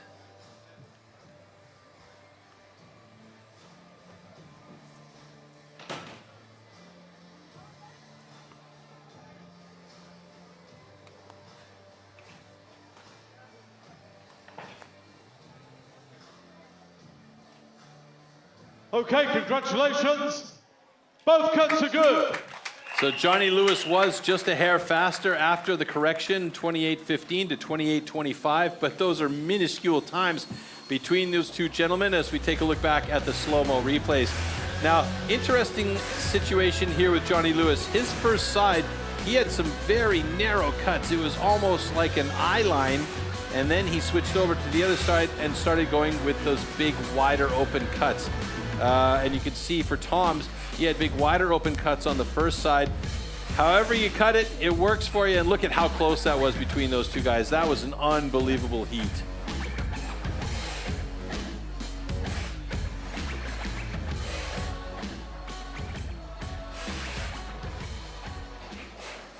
Yeah, you saw just how close that finish was in that final heat of the standing block chop. And let's see where the points have gone. Another 12-point finish for Rob Chatley. That's 2 top positions out of 3 events, and it's the stock saw that's dragged him down a little bit, which we'll see in the overall rankings. But Graham Turner, really, really strong, and he's got 11 points of PB, along with Glenn Penlington, another personal best. Love seeing these PBs across this board. Yeah, Glenn that's takes fantastic. 10 points away from this one, and Johnny Lewis, we saw the strength and power. He's taken 9, closely followed by Tom Redmond with 8. Let's have a look at the overall rankings right now, and don't forget we do lose 4 competitors. The bottom 4 will lose, sadly, after some top performances, some maiden voyages into Timber Sports Championships with us here. But right now you can see Gavin Thompson, our guest from Ireland, he is well and truly in the mix, 26 points in 4th place. Rob Chatley, a former British champ, 27 points. Runner-up last year, he's in 2nd place right now, knocking on the door, 28 points, it's Graham Turner. And top of the tree, as we stand, 31 points, our reigning champ, Glenn Penlington. So it's only 3 points that are separating the top 2 guys at the moment. We do have the second round coming up where only 8 athletes will move on to the next round, and they will compete in the single buck, so the long single person saw, and the springboard, which is a very difficult discipline. And we'll take a look here at how round 1 paced out and who is moving on to round 2. So we're just waiting for the standing block chop placements to come in, and there you see them coming in and how the overall rankings, which you just saw, look. And now we'll take a look at how that changes things as Price, Hoff, Whelan, and Tunstall will unfortunately be eliminated. So Martin Price, Terry Hoff, Dan Whelan, and John Tunstall will be out of the competition for the remainder of the day. And those top 8 guys will move on to round 2, where we get into business with the single buck shortly. Yeah, so the action is going to be heated up, ramped up once more with our next discipline for the STIHL Great British Pro Championships. It's the single buck, this specially made saw, 2 meters long. It's the misery whip. It's ready to go. Let's see what it's all about.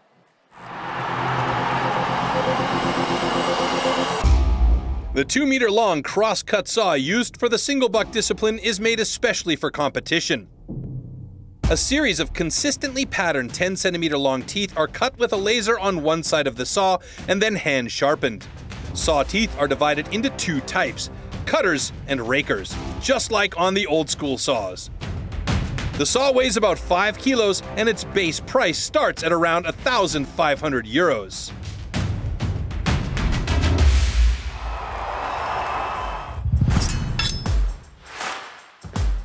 Single buck.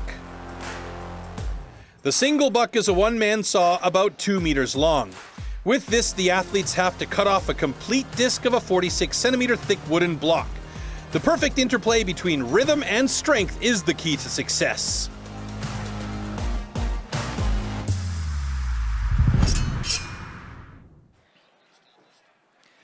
All right, this is a single buck, the misery whip, Troy. Yes.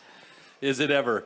Perversely, this is some of our athletes' top discipline. I don't know why. When we see it in action, it's just it's a sight to behold, but it is. It's not something I ever fancy trying my hand at. Anyway, two gentlemen who will be trying their hand right now, Osh Williams and Johnny Lewis.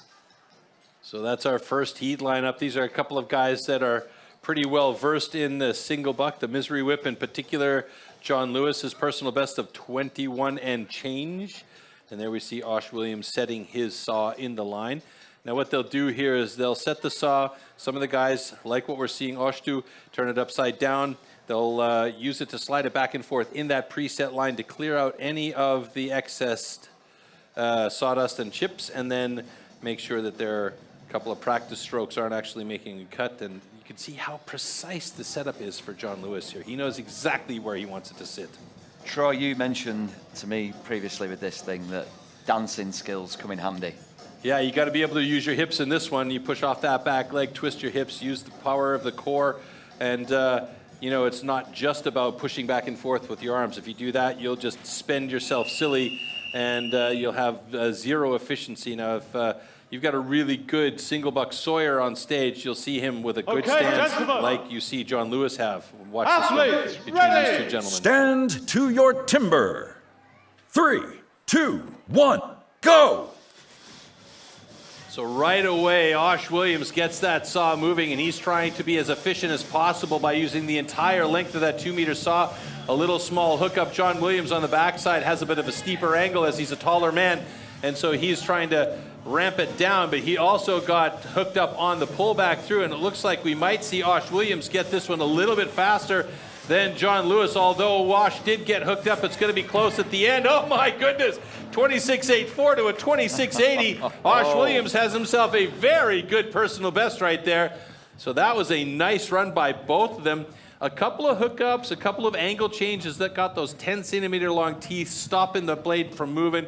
And yeah, that's one of the reasons why they call it the misery whip. It's miserable to restart that thing once it does stop.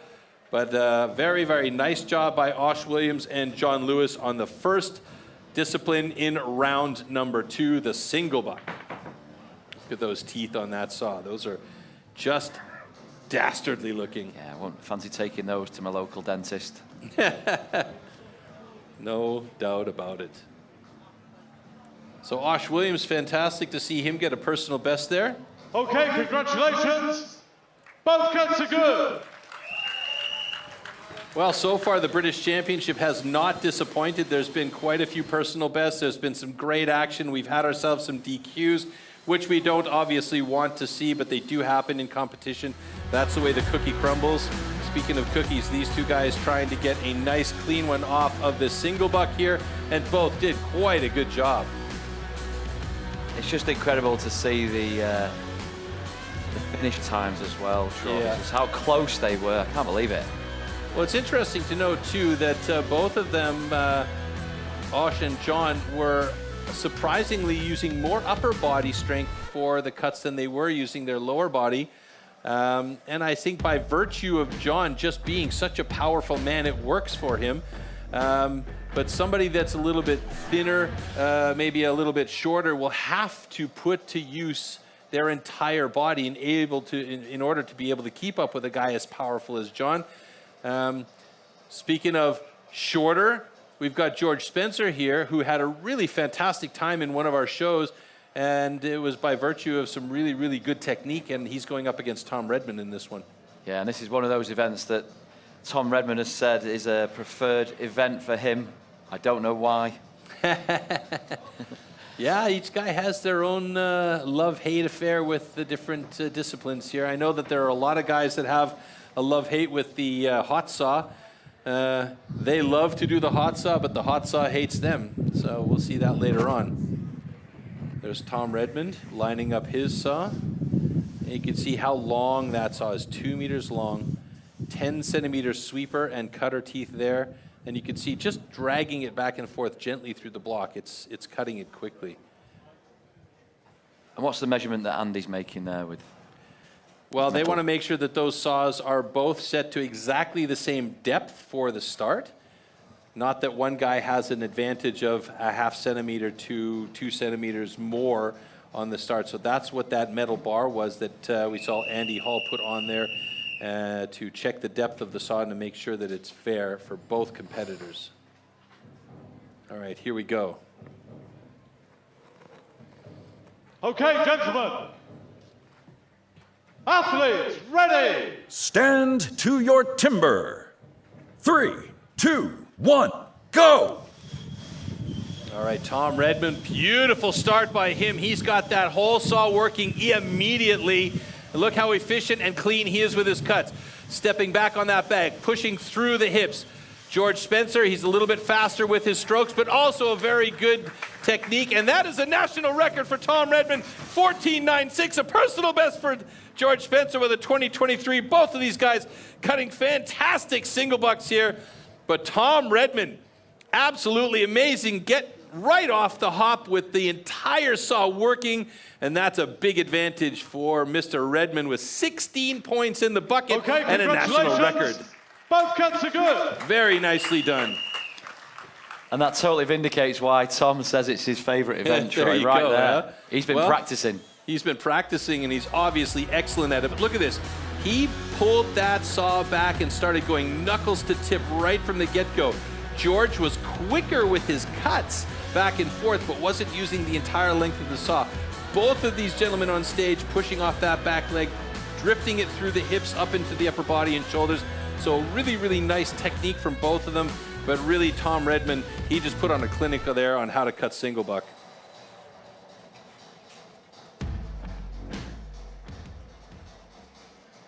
All right, up next, Gavin Thompson up against Rob Chatley. So we already know Rob has posted first place finishes in 2 of our 3 disciplines so far. So he is going to be attacking this with vigor. He did hold the national record for single buck in 2015 at the British Championships of 15:53. Just checking my records book here.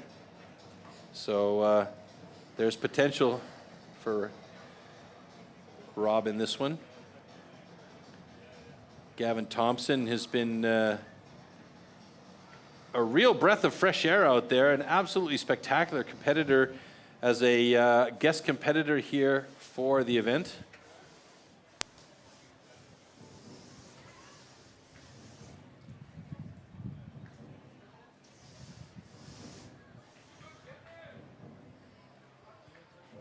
So Gavin will reset to his favorite position after doing a quick clear out. And there's what I was talking about, saw upside down, quick clear out, and then he'll set that saw in position. Rob Chatley on stand 2, screen right.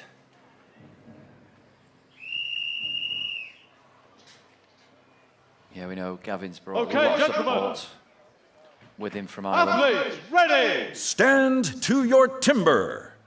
3, 2, 1, go!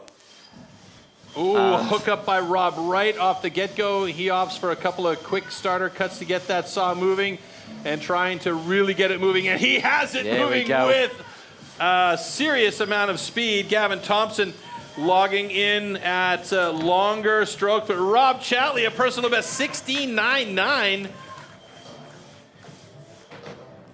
And Gavin Thompson, an Irish national record there with 23.75. So he is doing well for Ireland today. That's 2 national records for them already on the competition day. Very well done.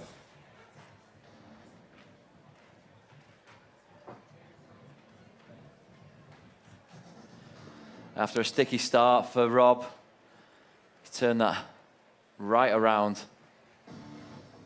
The superb time. It's over to Judge Andy Hall. Okay, congratulations. Both cuts are good. All right, Rob Chatley with a 16.83 and Gavin Thompson with a very nice 25:32, a national record for Ireland, and Tom Redmond with the national record earlier on for Great Britain. And we have also 3 personal bests in the mix there too. And as I said, and as you said as well, it was a sticky start for Rob right off the hop, but then he got that saw moving, and really, he just attacked it with so much power. Gavin Thompson using a good amount of the length of his saw. Good final push through by Rob, taking a little time, a bit of a shake of the head, but can't be too upset with that time. That puts him in second place at the moment in the single buck rankings. Yeah, heat 4. We've just seen the national record fall, and it was previously held by the man on the right, Glenn Penlington, whose time of 7.13 posted here last year has just tumbled, and hot on his heels will be Graham Turner from Scotland. So it's Graham who makes his way over to the left-hand side of the stage as you look at it, and that's Glenn over to the right. Both of these guys opting to wear spiked shoes, and you can see them removing the flippers there, just to make sure that they get a goodly amount of grip on that floor.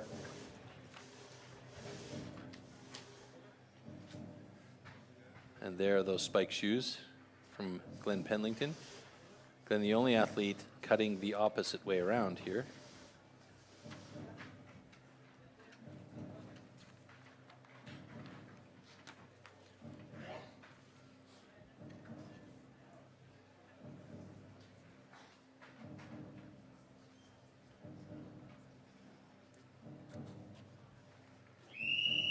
So back-to-back battle. Okay, gentlemen.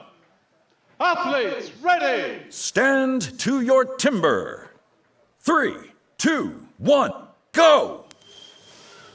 All right, Glenn, good start using the entire length of that saw, tucking his elbow in at each drawback, making sure he's got a good clean cut. Graham Turner doing much the same. Graham looking like he's going to have a good time here. He's getting close to the bottom of his cut. It's going to be good for both of these guys. Oh my goodness. Look at that. 16.94 for Graham Turner and 16.77 for Glenn Penlington. And those are 2 fantastic times. And Graham Turner has just been improving from event to event, discipline to discipline. So it's been an amazing run for him today. And as always, Glenn Penlington super solid with a 16.77 there. Graham Turner with an adjustment in the time now sits in 3rd place in single buck, Glenn in 2nd, and Tom Redmond atop the single buck rankings in 1st. And we'll take a look back at the slow-mo shortly here.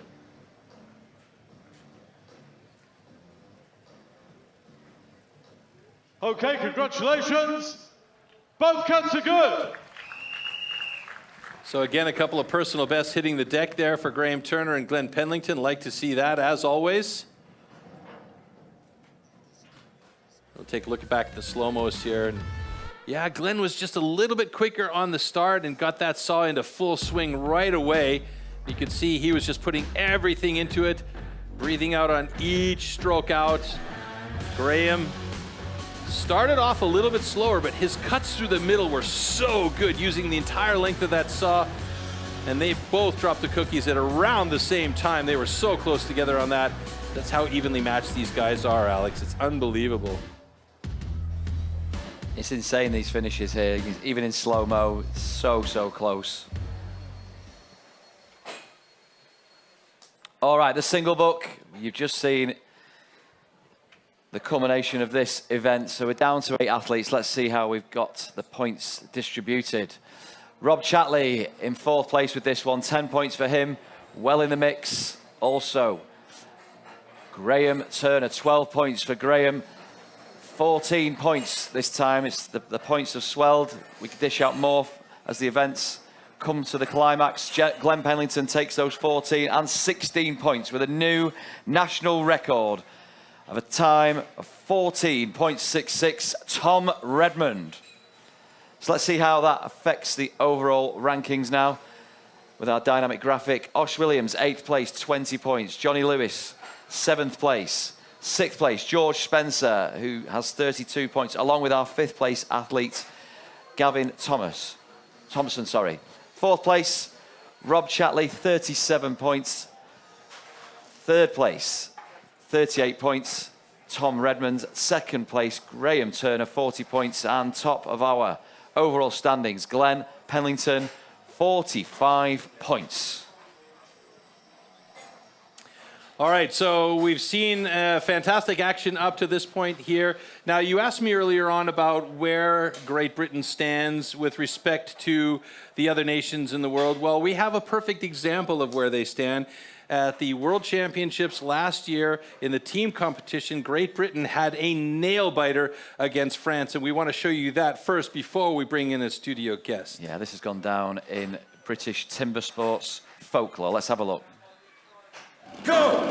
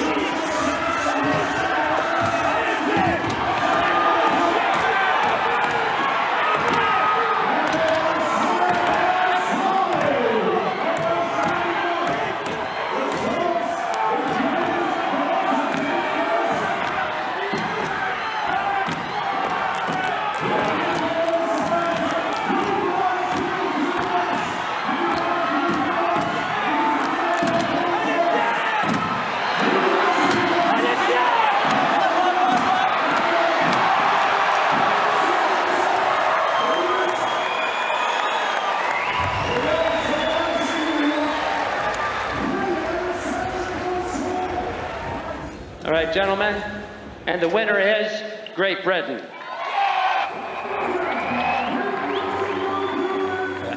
That's just how close things can get. And we've seen it already on this stage today, how fine those margins are between victory. I'm joined right now, I'm delighted to be joined by our Great British Rookie Champion of 2022, Jack Morris. Thanks for joining us, Jack. You were there in Gothenburg last year as part of the British team, pretty much as an invitational brief. Talk us through your experiences of what that happened there that time. It was unbelievable. It was an unbelievable experience to be there with the team in front of all them people. It was just incredible. And you saw our team there being put to the test by France. How was the rivalry on the night between the British and the French? Because they went up with them before, they knew they could beat them the next time around, and that's exactly what they did. Now, this time last week, you were over in Rotterdam representing Great Britain as a rookie in the World Championships, the Rookie World Championships. Talk us through your experiences there and what you've learned and how you gave an account of yourself. It was another incredible experience to be there with the best in the world. It was just unbelievable. And you're going in the Rookie Championships tomorrow here on this very stage. Have you been training well? How's it been going? Yeah, because I was training for the Worlds as well. I'm ready to rock and roll, really. Excellent. We wish you all the very best for tomorrow, Jack. Stay with us now because the rest and the culmination of this British Pro Championships is coming to a climax. Troy, what have we got next? Coming up next is the cat's meow discipline, the finicky discipline, the discipline where you need to have everything in line, and that is the Springboard. But before that, we're going to show you a really quick thing, what to look for and what to expect at the World Championships coming up in the end of the season. It comes down to Mitch Argent and Shane Jordan battling hard on the standing block. Who is it going to be? Is it going to be Australia or New Zealand? Oh my God, how close is this?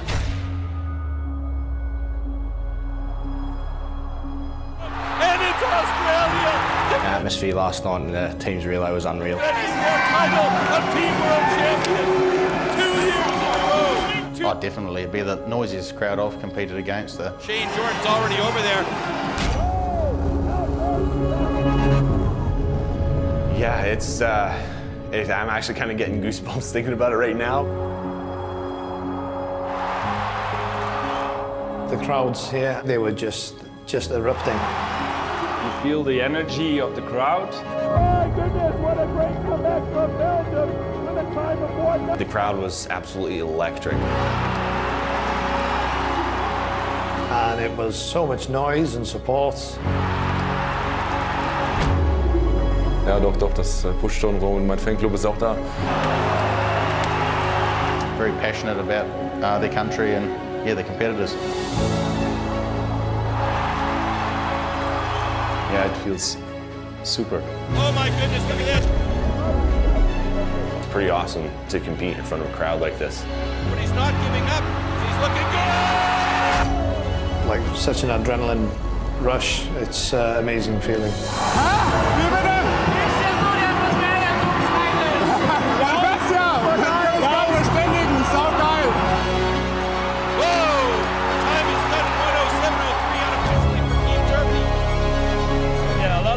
They make a lot of noise, and that's good for our spirit. Is it going to be the Checker Republic? And the crowd goes bananas. It's absolut extrem hier. Man hört.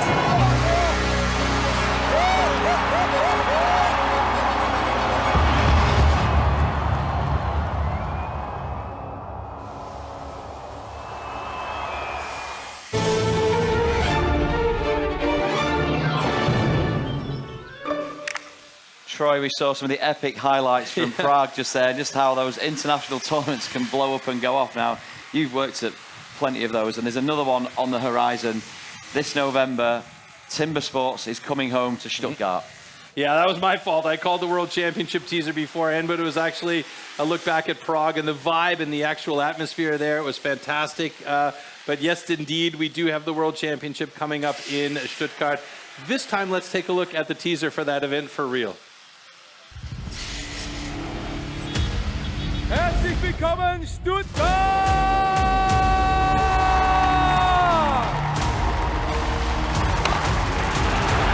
A new world record for Sterling Hart. To celebrate the 90th anniversary, STIHL has brought the STIHL Timbersports World Championship back to Stuttgart.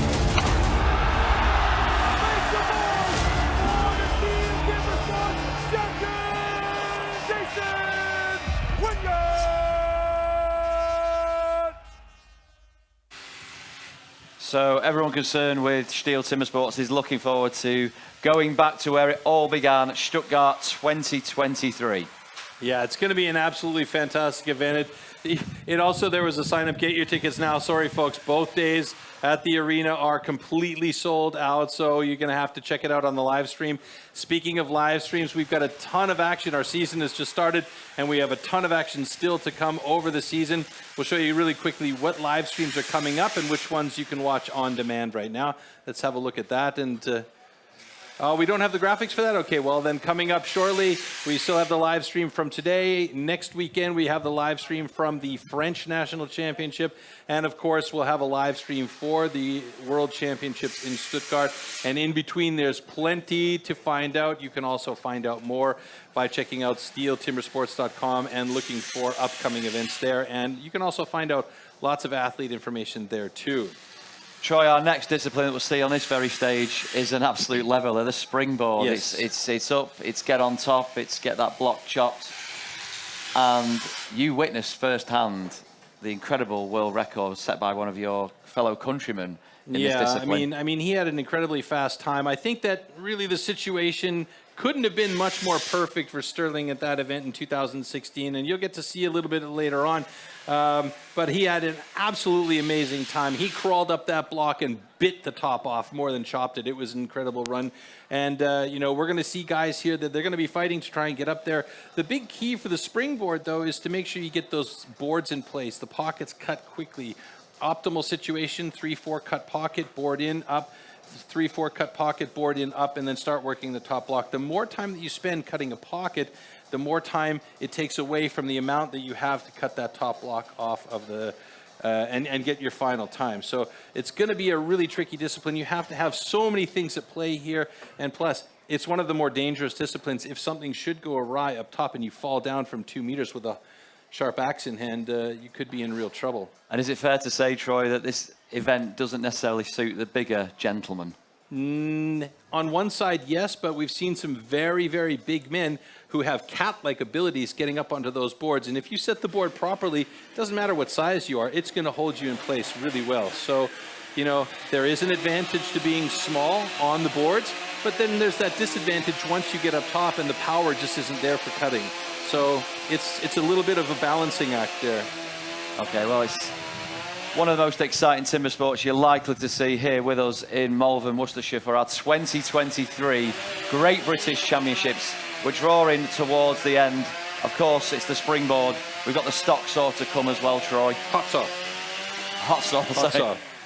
I'm getting too excited and just getting the events all over the show. But yeah, the hot saw, pretty much like lifting up a go-kart and going for it. More or less, yeah, that's exactly right. Are we going to get to see a little bit about this discipline coming up here? I hope so, because there's a great explanation for the tool and discipline here for Springboard. Springboard. Springboard simulates the traditional way of felling trees, climbing up over thick roots. First, notches known as pockets are chopped into the log. 2 springboards are then anchored into these pockets. The athlete then climbs up to chop through a 27-centimeter thick block of wood in the fastest time possible. Yeah, so we are ready with the next discipline, the Springboard, here at Malvern, Worcestershire. Thank you so much for joining us. Well, let's have a look at the start list for this discipline right now. We have 4 heats, so we're down to 8 athletes. We're going to lose a couple more, but let's see who's in Heat 1. Os Williams and Johnny Lewis. And then Heat 2 will be Tom Redmond and George Spencer. Then we have Gavin Thompson in Heat 3 with Rob Chatley on the stage. And then the final heat, Heat 4, will be Graham Turner and the reigning British champion, Glenn Penlington. Yeah, I mean, they're just working hard on the stage behind us to get the first 4 stands set up. There will be 2 heats, and then we'll have a short break back here with us, and then they'll set up the remaining 2 heats. Now, remember, we have 8 athletes that are going to be competing here, and we will then, after this final discipline in round 2, eliminate 2 additional athletes, and we will go on to the hot saw. Now, this particular discipline is very important to do well in, and you don't want to overpressurize yourself and get a little bit too wild up top, but you also want to make sure you're efficient with your pockets and getting up onto those boards, making sure that your second board is the more important board, has a good angle so that you can step back out onto the back of the board and really use your entire hip and core muscles and your upper body to cut that block properly at the top. Because if you have a saggy board, you tend to step forward on the board, you choke up on the axe, and you're not hitting with as much power as you could hit with. So this is a really important discipline for these guys because there's a lot of points up for stakes if you get a good time, and it can also really damage your chances of making it into the final round at hot saw. So it's a tough one. It's a very finicky discipline, this one here, and you've got to be on top of your game for it. Yeah, now there's great camaraderie between all our British athletes backstage, but as far as the final preparations go, as we enter the final straight, Troy, what's going through their minds and what processes are they going through? I mean, particularly in this discipline, they're thinking about making sure they've got everything on points. Like I said, for their first cuts and setting their boards and so on, they're thinking about where their points are currently, what they can potentially get, what they realistically going to get in the Springboard, so that when they move into the hot saw, if they have a good cut and they have a good time, they could potentially jump up drastically, because they do call the hot saw the make or break discipline. So it can make an athlete's day, or it can break their spirit on the day. It is that difficult with this big monster saw. But before we get there, we have to get these guys 2 meters up off the ground and cutting a block off the top of that tree. And do we jump up the amount of points available to the athletes as well now? Correct. So we're at 16 points for a win here at the highest level, and it goes all the way down to 2 points in position number 8. So it's a 2-point gap for each of these guys as we move down the list. And then, of course, 18 points in the hot saw is up for grabs if you have the fastest time. So really managing yourself through this whole situation is so important for these guys, but maintaining a good level. And we've seen that with, with Glenn Pendleton, who's so good at that. He's super consistent. And, Graham is right there with him in second place in the overall standing. So these two guys are at it once again for that top spot on the podium. Yeah, so let's take a look now. We are ready to go with this first heat in the Springboard. All to play for. Osh Williams and Johnny Lewis. John Lewis's personal best of 2:03.09 is just 27 or 26 seconds and change away from a possible disqualification because of running out of time. Now, we know that John's probably been putting in the effort to make sure that he has this really locked down. Osh Williams has wrapped his hand already because I think maybe he might have injured himself earlier on because I didn't see that wrap on his hand before. So let's just see how he manages on this Springboard. Couple of big boys as well. You mentioned advantage, disadvantage.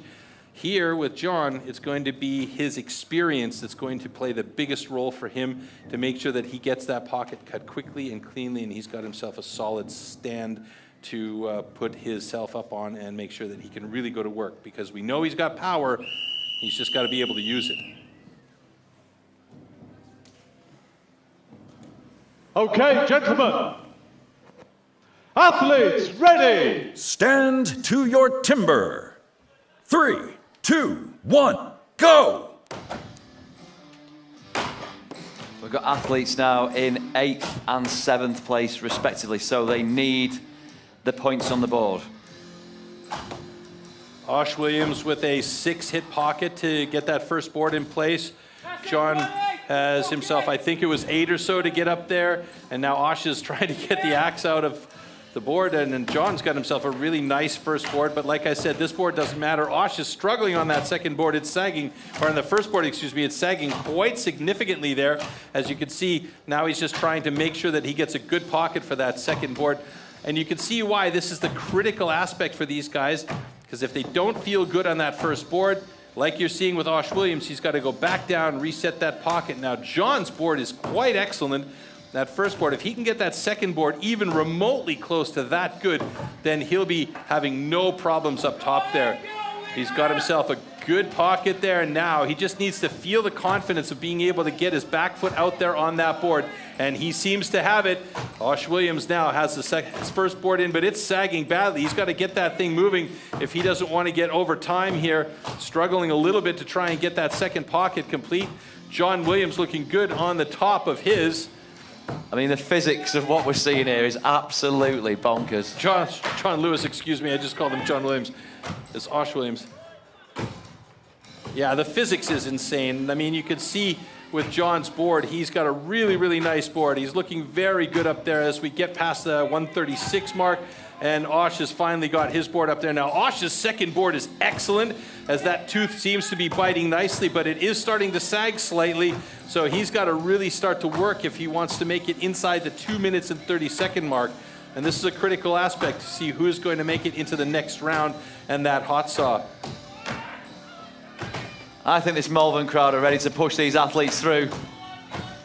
Yeah, there's some great people in the audience here that are really supporting their guys, and John is just passing the 2 minute 10-second mark. He's going to have to switch over to that odd backside any second now if he wants to get it through. Osh Williams just getting some nice big slabs, but I don't know if he's got enough left after taking a long time to set those boards, and they do have to cut through from both sides. John at 2 minutes 28:29, and that is a DQ for both of these gentlemen for going over the time limit. That is a disappointing situation for both of these excellent athletes, and just not their day on Springboard today as they're catching their breath up there, and will pass their axes down to our two judges, Andy Hall and Bart Janssen.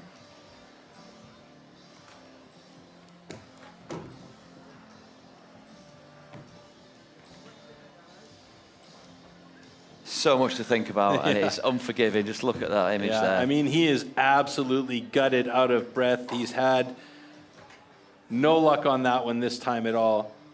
He'll still be smiling, though. He'll still be smiling. He's just that kind of guy. He's just got to catch Unfortunately, his breath both competitors so that the muscles in his face start to work exceeding again. the time limit. Yeah, disappointing results for Osh and John. Unfortunately, that's the way the cookie crumbles. And I mean, John had two really nice boards. Osh struggled on his boards, and we know that both of these guys in the standing block are very solid. And this is essentially what that is the standing block 2 meters up in the air. Osh did have a 6-hit pocket to start things off with, and then you see how that board was sagging. He just didn't have it to stay on the board anymore and had to jump down and reset the pocket. You can see very deep pocket for John, and that's exactly what happens there. On Had to get closer in. It started to sag, so he had to step forward, and he just doesn't have the power and the accuracy that close to the block. So unfortunately for him, it just didn't work out, and John Lewis was already working the top block as Osh was on to his second board, and here he just wasn't in deep enough, and that's when the time ran out.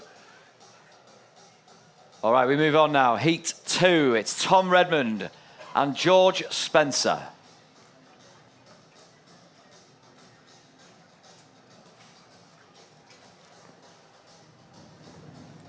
Both looking relaxed, both looking confident. As you said, Tom Redmond's been really making a name for himself in British timber sports. I mean, he's been flashed the way he's been performing, and for George, coming out of the rookie level and up into the pros the last 2 years, he's really also been stepping up his game. He's one of those guys that you can call the future of steel timber sports for Great Britain.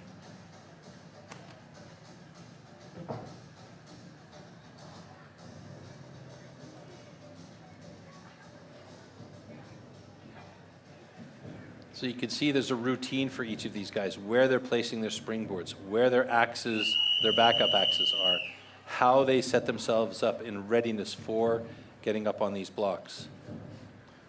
Okay, gentlemen. Athletes, ready. Stand to your timber. 3, 2, 1, go!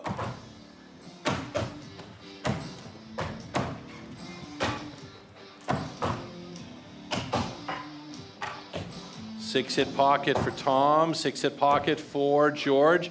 As they're setting those first boards, George making a quick little house cleaning there as he gets onto that first board. Again, first board not as critical as the second board. Tom and George now both working to set those top pockets and make sure those are super clean. So you want to make sure those upper boards are stable as can be. Quick swipe of the hand for Tom as he gets up onto his second board, and that's looking like a really nice board. He's got a steep angle, so he can actually step way out on that back foot. He's not going out as far back as I imagine he could, and that tooth is really biting in nicely. George is up there. He's got himself a dead even flat board, looks solid, but he's got a sticky axe there on that first couple of drivers, so that's causing him problems. Tom Redmond, meanwhile, has got himself a couple of nice slabs coming off of that block. He's good and clean and hitting hard. So he's going to try and get through there as quickly as possible. Best time for Tom is 1:44. Will he be able to beat that and have another personal best today? George Spencer working hard on his block as well at the top. Some big slabs hanging on for dear life. He'd like to have those out of the way, and there it goes. George and Tom both working hard now on their top block. Both boards looking very good for these guys. No major sags or anything like that. There you see George making the adjustments to try and get that extra material out of the way. Good positioning, and Tom has moved over to the backside of his board. I don't think we're going to see a personal best time for Tom today, but he is right there, staying consistent, and that block should go down any second now. 1 or 2 more drivers should do it. Maybe 3. There we go. So Tom Redmond, a time of 1:54.55. And that is a taxing event that you've just seen right there. And I think Tom might have even lost his hat on the way up or down. Not sure. George is on the backside of his. He's got a few more seconds to go before he times out. So he's going to want to get a time in here for sure. He's got 10 more seconds to get that block off. He should be able to do it. He's pushing hard to get there, and he's got lots of support from friends and family here. Oh, it's going to be troublesome, and that is a DQ for George, unfortunately. That is a bummer. So time limit exceeded. He just, I think my opinion is he just didn't have enough material off that front side and opted to try and get around to the back side at that awkward angle a little bit too soon.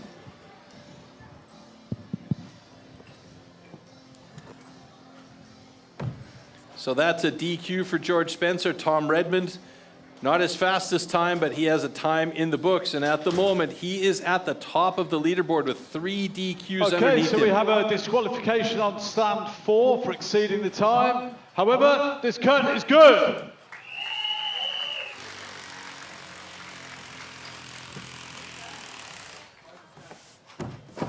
And that is a disappointing run for George, who was looking very good with the first pockets and his first board.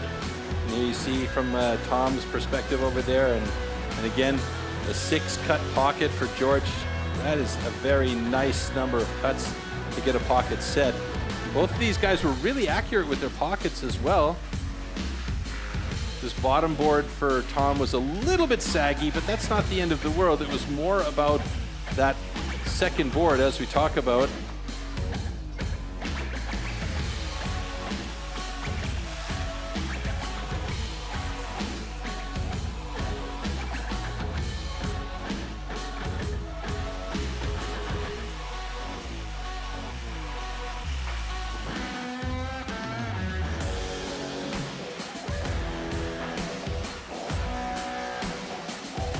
So you could see both of these guys just really working as hard as they possibly could.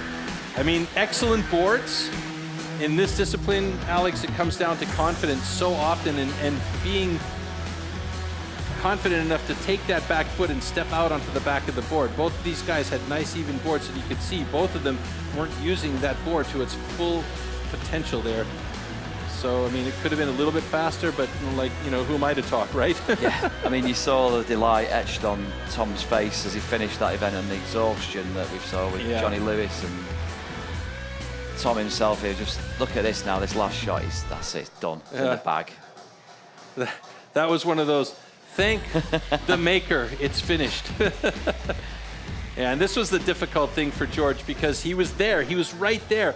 It was maybe just a little angle change, and he was right there, and he would have had a time. But unfortunately, it just, you know, he heard the people screaming. He knew the time was running away, and he started to do panic hits that were just not powerful enough, and then it ran away on him. And unfortunately, we had a DQ for him, which is I'm gutted for all of the guys that got DQs, because they're such fantastic athletes. But this is a discipline that just draws everything out of you. Yeah, hopefully we'll see both of those athletes progress into the final event, the hot saw, which is hot on the horizon now. This time last year, we were delighted to bring the inaugural Women's Great British Championships to Malvern and to STIHL for the very first time. Let's take a look at the highlights from our female competitors in 2022. This is history in the making. Today, we'll crown our first ever STIHL Timbersports British Women's Champion. Hundreds of hours of training, determination, grit has led these athletes to this stage. This is their moment. Stand to your timber. 3, 2, 1, go! Nerves are on edge, the crowd roaring, the lights are all on them. It all comes down to these women and the one. Both girls are good! They're all friends here, but they all want that inaugural top spot to secure their place in timber sports history. It all comes down to Underhand Chop. This is epic, this is history, and the 2022 winner is Zoe Penlington. I cannot believe I'm the first person to win the British Women's Championship. I really couldn't have done it without my family behind me, my dad and my brother training me. My mum is here in the crowd, she's just holding me together. And I just can't wait to go on to next year now and give it another go.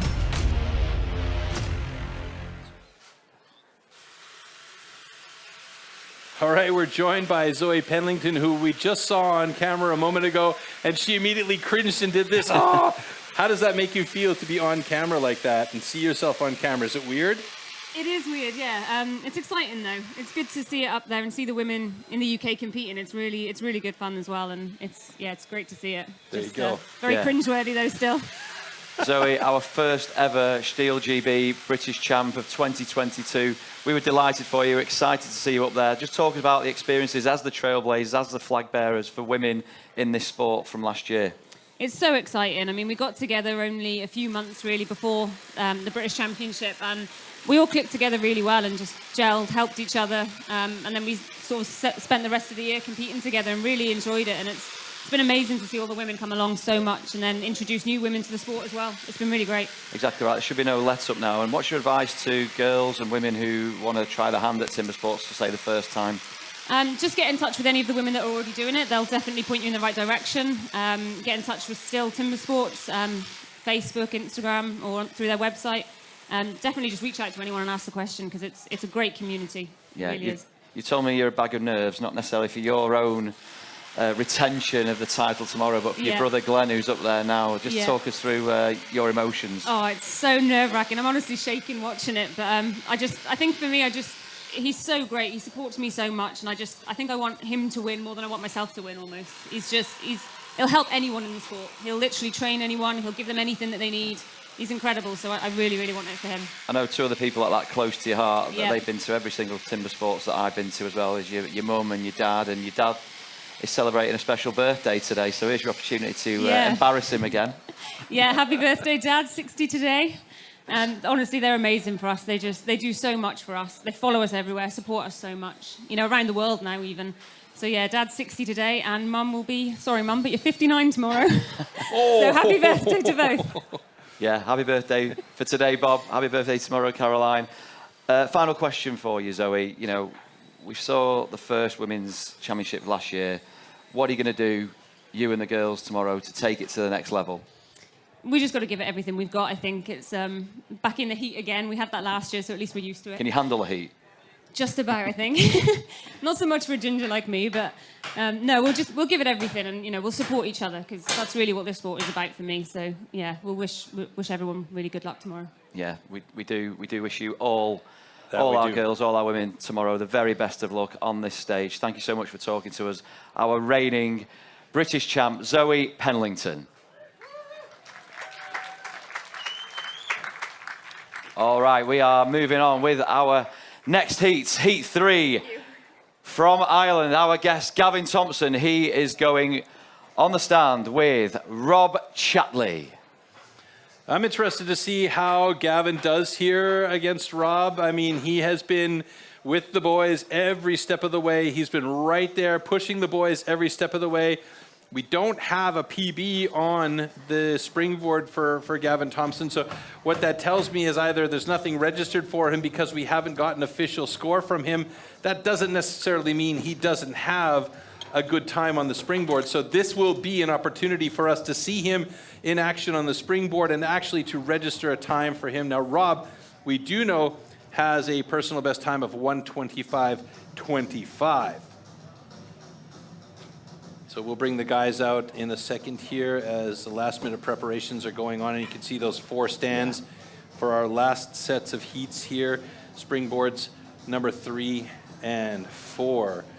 And in heat number 4, we're going to see Graham Turner going up against Glenn Penlington. These guys seem to have been on a collision course against each other all day long today. As we saw last year, the two of them battled hard all day long, and it was Glenn coming out on top by just a hair. Will this be Graham's year, or will somebody untoward, unexpected come out of the woodwork, literally, and take over the top spot there? All right, we are ready to go. Let's welcome on to our stage our next 2 athletes, Gavin Thompson and Rob Chatley. And let's not forget here, folks, that this is the final 2 heats, heats 3 and 4, before we eliminate 2 more athletes from our standing and move on to the hot saw, where they will battle on stage for supremacy in the Great British Timbersports, STIHL Timbersports, Great British Championships. I couldn't have made a mess of that moniker if I had tried harder. This is on an axe edge now because, like you say, Troy, we go from 6 athletes down to 4. Gavin is on the cusp, and as is Rob. We've got a sneaky look at the standings prior to them attempting the springboard. Gavin currently sitting in 6th place, so if he has a good springboard here, it may bode well for him, and Rob Chapman in 4th place needs to have a good athletes, ready! Stand to your timber. 3, 2, 1, go!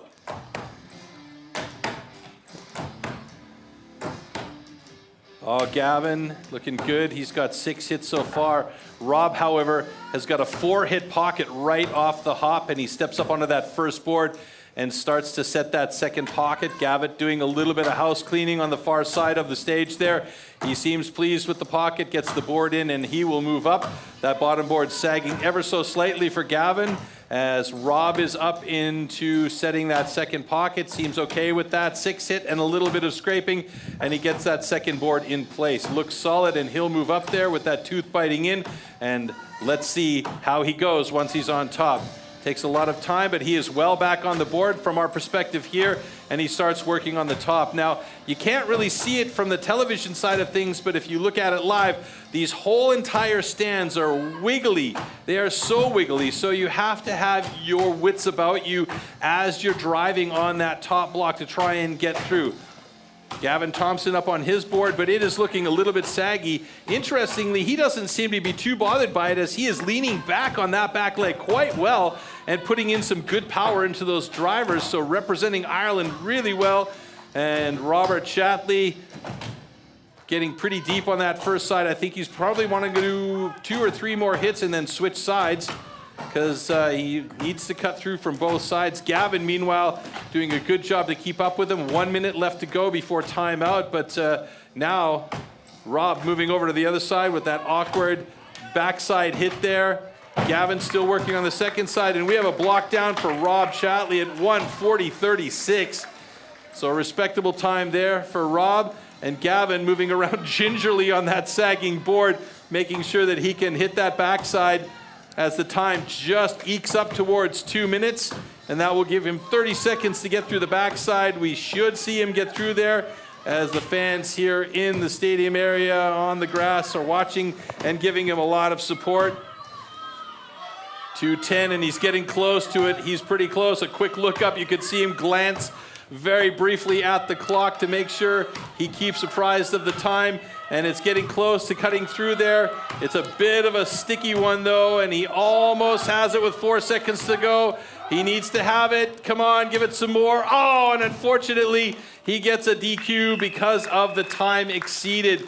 So for Gavin Thompson, his first showing here on Springboard, he showed definite skills, but the pocket on that second pocket just didn't have the stability that he really needed to feel confident and really go for it. And even though I said it seemed like it wasn't bothering me because it was putting a fair amount of pressure on that back leg, it just was too much up top.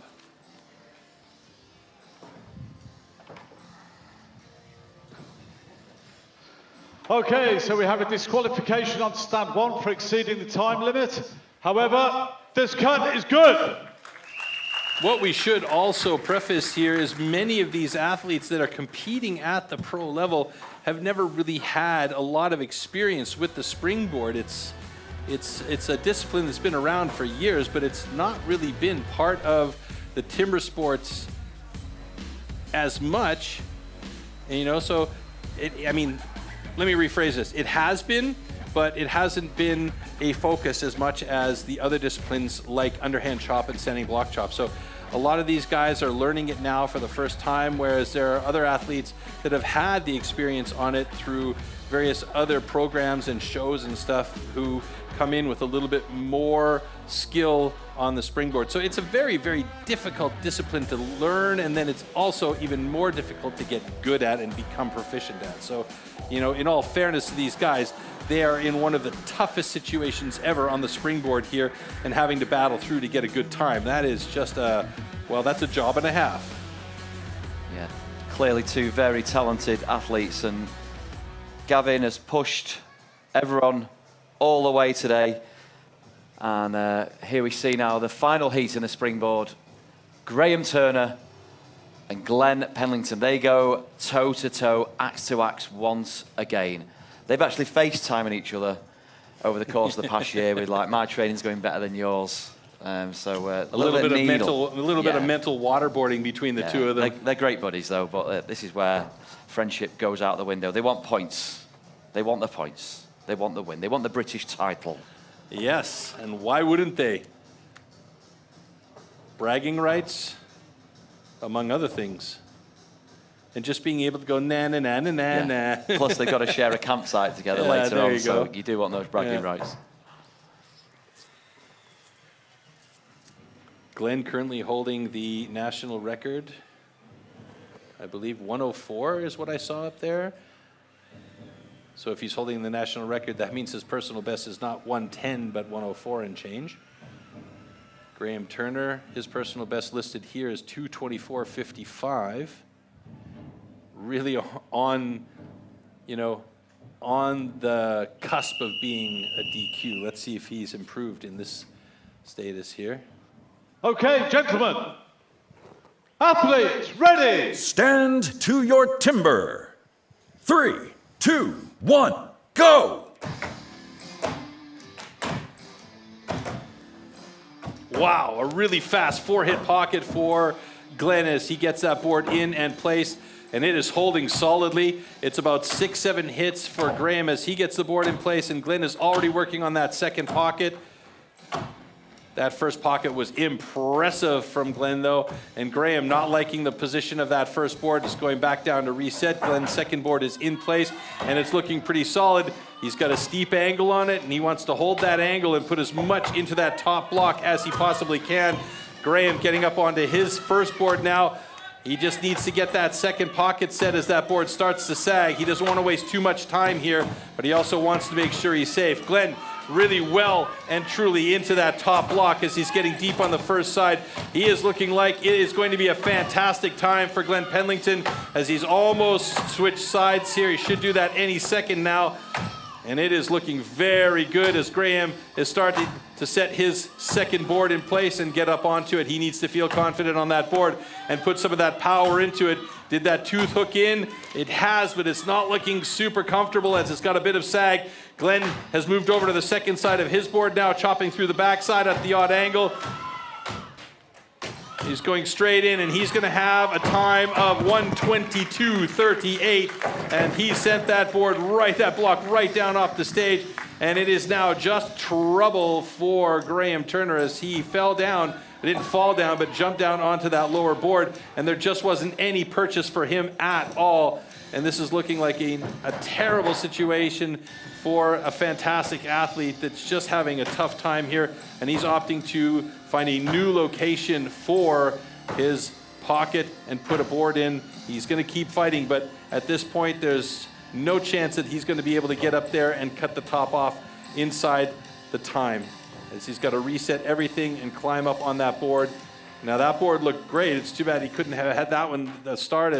He's passing the 2-minute 10-second mark, and that is a disappointing situation for Graham because he definitely can do better than that, absolutely. And I feel really bad for him because this was one of those situations where it very potentially could have been a chance for him to take over the top spot. Doesn't necessarily mean he's out of the running at all. He's got some good points, but that is timeout DQ for time limit exceeded for Graham Turner. Glenn Penlington with a 123.33. And it's only 3 guys who managed to get times on the board. Okay, so we have a disqualification on stand 2 for exceeding the time limit. However, stand 4, the cut is good.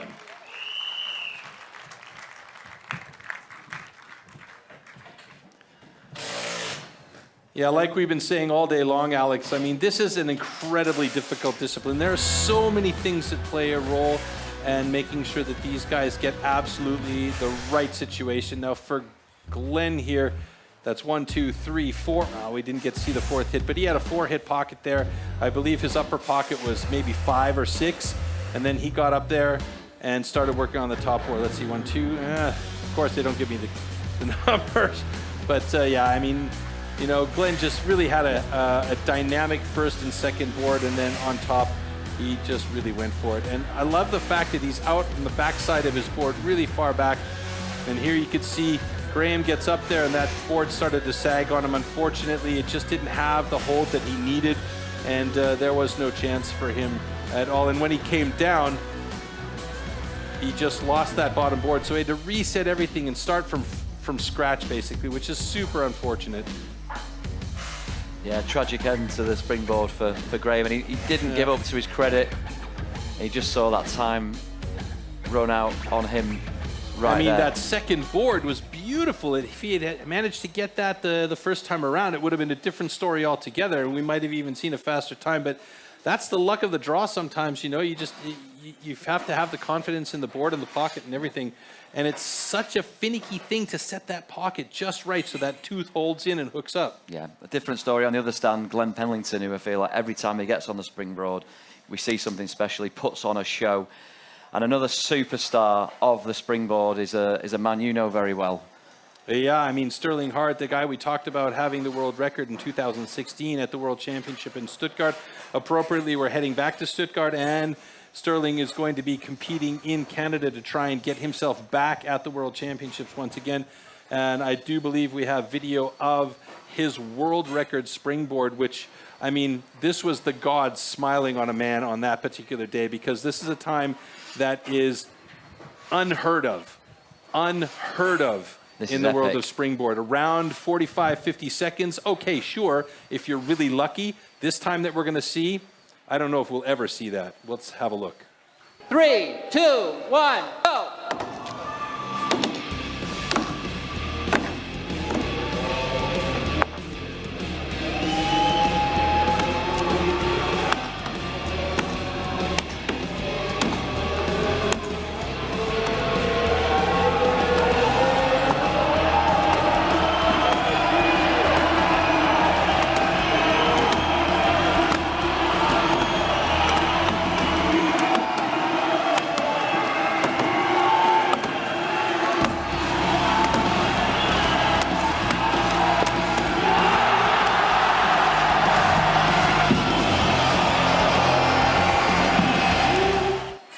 I remember being in the studio and calling that one there and nearly breaking the window of the glass in front of me because I was hammering on it so hard.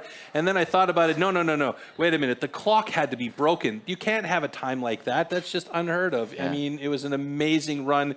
And like I said, it's the gods smiling on Sterling Hart on that day for an incredible time that hasn't been broken since. Yeah, I've watched that 3 times already today just to get myself pumped for our British Championships, which is coming to a climax. And let's look at the points as they've been distributed. Unfortunately, as you know now, our watching public, there's a few disqualifications. This event, the springboard, is pretty unforgiving once it gets a hold of you. So only 3 athletes. That just goes to show how difficult it is. We'll get points here now.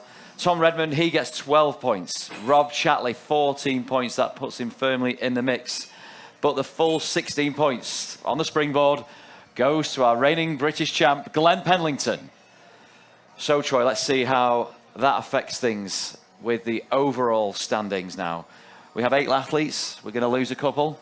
Yeah, John Lewis and Osh Williams will unfortunately be knocked out of the 8 guys that were there, and we will continue on with the top 6. And as we see, Graham Turner is in there in 4th place. So he does still have an opportunity to take it all with a good hot saw.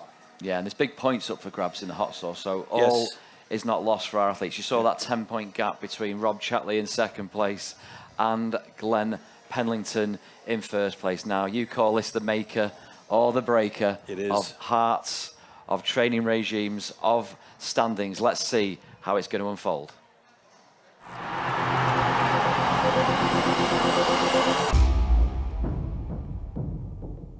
These custom handmade race-tuned machines are built for maximum power and precision and to cut the wood as fast as possible in a competition. They are built with a 60 to 80 horsepower single-cylinder 2-stroke engine, often taken from a snowmobile or high-powered motorbike. The hot saw can weigh up to 30 kilograms and its chain rotates at over 250 kilometers an hour. The cost of a competition hot saw used in STIHL Timbersports is upward of 6,000 euros.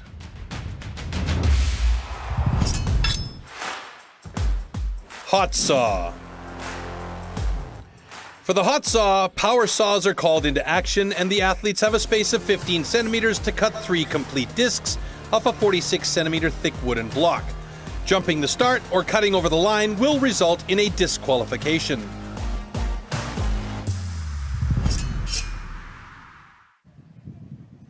Yeah, the hot saw can define any athlete's championship. It's a make or break scenario. Let's see whether you love it or you hate it.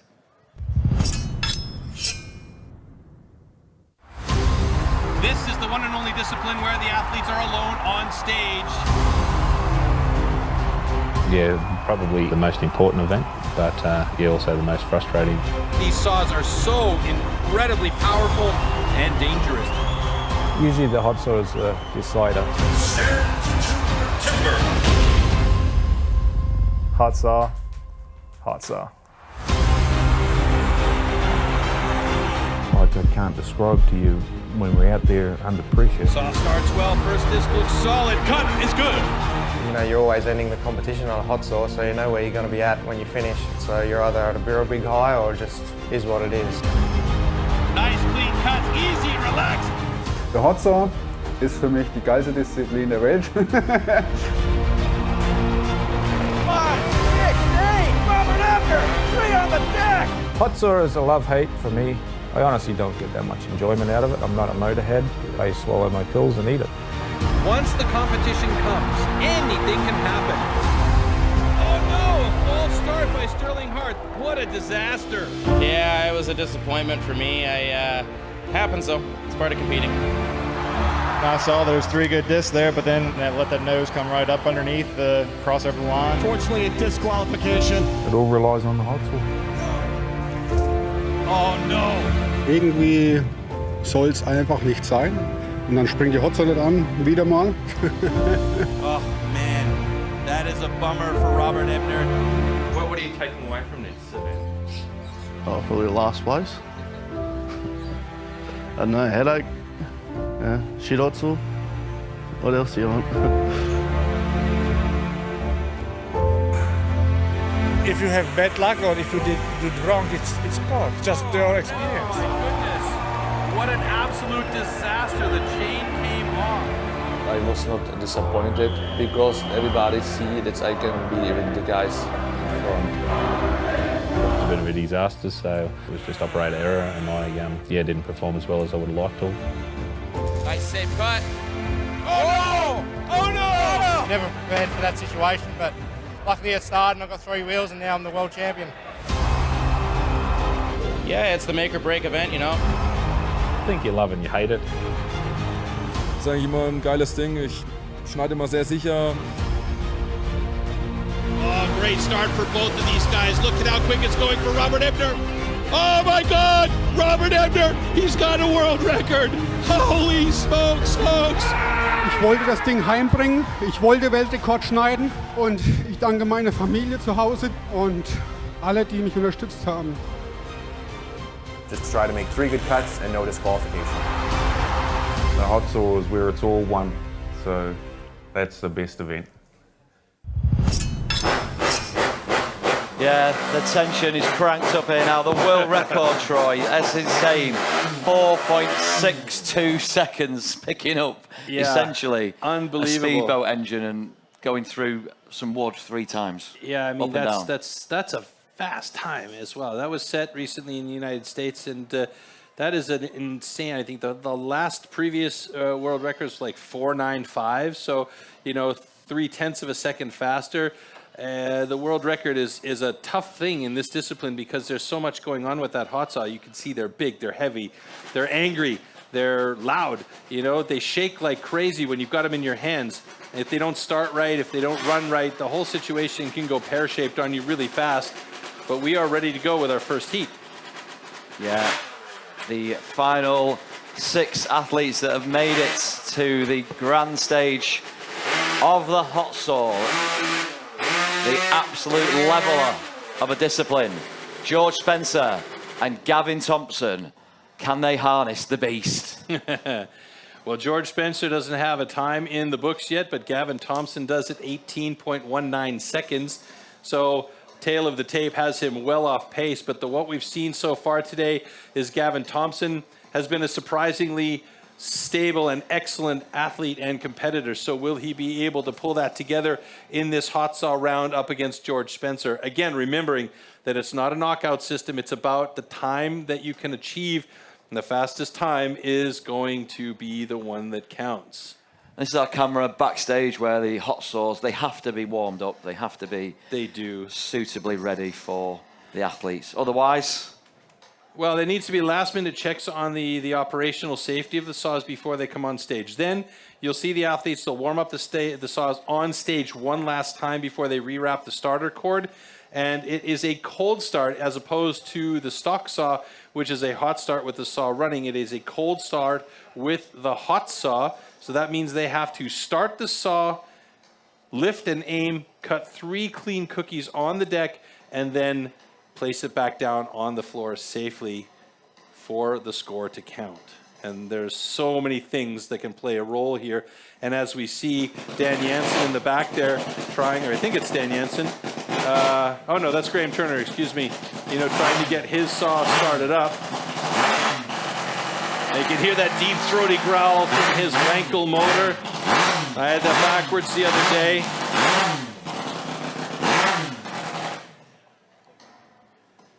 And the Rotax motor, you'll hear the Rotax motor. The other saws, it's a little bit higher pitched and whiny. Either way, these saws are incredibly powerful, incredibly dangerous. You know, that chain moves at 250 and more kilometers per hour.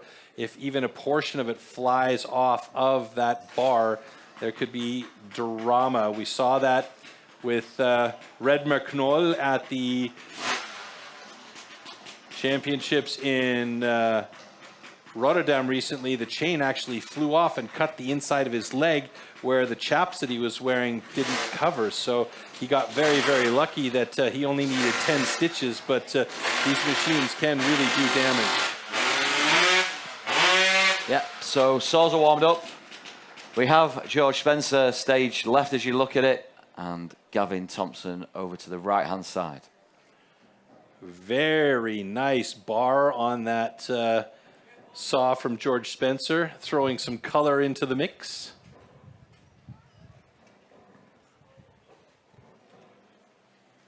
And there you see Gavin Thompson's saw.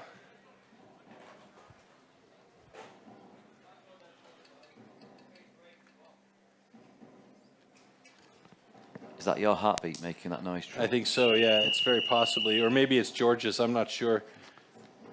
Okay, gentlemen. Warm up your saws.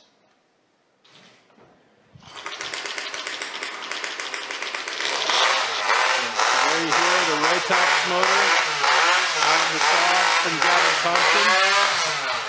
A little bit higher pitch. Nonetheless, still lots of power. Now for George, this is a moment that's got to be nerve-wracking because he has not yet gotten that saw started. And this is very important here. Needs to have that saw warm and ready to go. Last minute checks, make sure everything is okay. 30 seconds! Oh no. George is really having problems with his motor here. He hasn't managed to get it started yet. And it might have to be a literally cold start for George Spencer, which would be a disaster.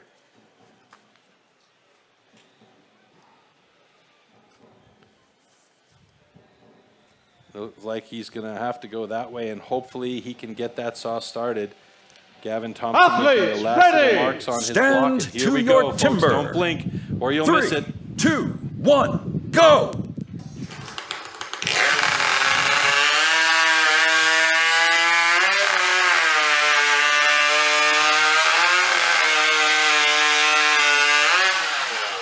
Wow, look at that, 11.67 for Gavin Thompson. 3 beautiful thin cookies on the deck. George Spencer, he wants to have a time. He needs to have that time, and he wants to get that saw started. It's been troubling him right from the get-go on the warm-up, and that is a huge problem for George. He's not going to give up, though. As he gets that wrapped again, he'll try and move that chain to get that piston activated in there and try and get that motor started, but it's just not happening. He is fighting for it. And I believe 1 minute is the timeout on this. I'm not 100% sure on that. Or maybe they don't do a timeout because of the importance of this discipline here. But he's just having all kinds of problems getting that saw started. And it can stem from any number of issues. Yeah, there you go. 1 minute is the DQ timeout for the hot saw. And unfortunately for George Spencer, he didn't even get it started. And like I said, it could be any number of factors that playing a role there. Could be some blockage in the system. It is just a bummer. And what we just saw there, anything can happen in the hot saw, and that's why they call it the maker or the breaker. Okay, unfortunately, we have a disqualification on stand one. However, this cut is good. So Gavin Thompson, our Irish competitor, happy with that result. And right now, that's elevated Gavin to third position with 4 athletes to go. Great start from Gavin Troy. Yeah, really good start. I mean, it took him a second to get the saw in place, but you could see how thin that cookie was. That's a beautiful thin cookie, but what even more impressive is that second cookie was almost as thin. That says a lot about the accuracy of his cuts there. Look at that. That's an incredible cut there, and that third one just as thin. So that was a beautiful set of cookies. Now all he needs to do is just get that kind of a cut a little bit faster, and he is going to be rock and roll with that hot saw.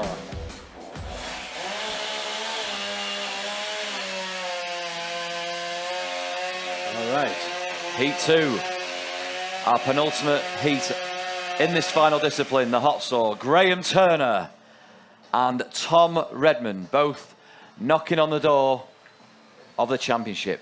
Yeah, Graham Turner needs some redemption in this hot saw after the timeout on the springboard, excuse me. But he's very, very good in this discipline, and he's got himself a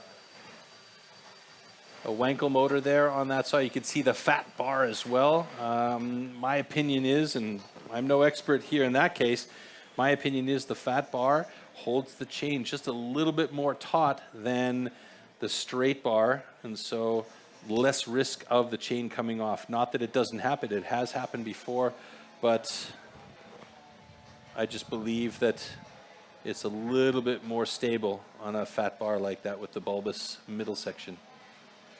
And we could see there's the straight harvester bar from STIHL on the saw of Tom Redmond. Now the question is, how are these? Okay, gentlemen, warm up your saws.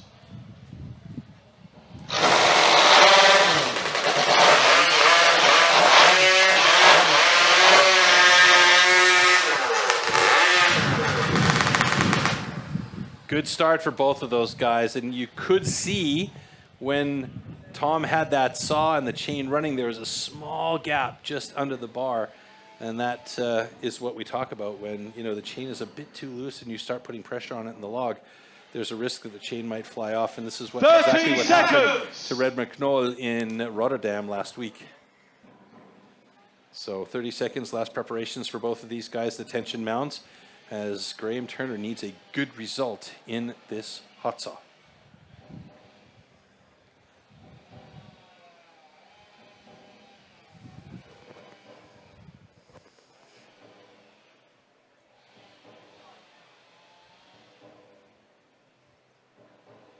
Athletes, ready! Stand to your timber. 3, 2, 1, go!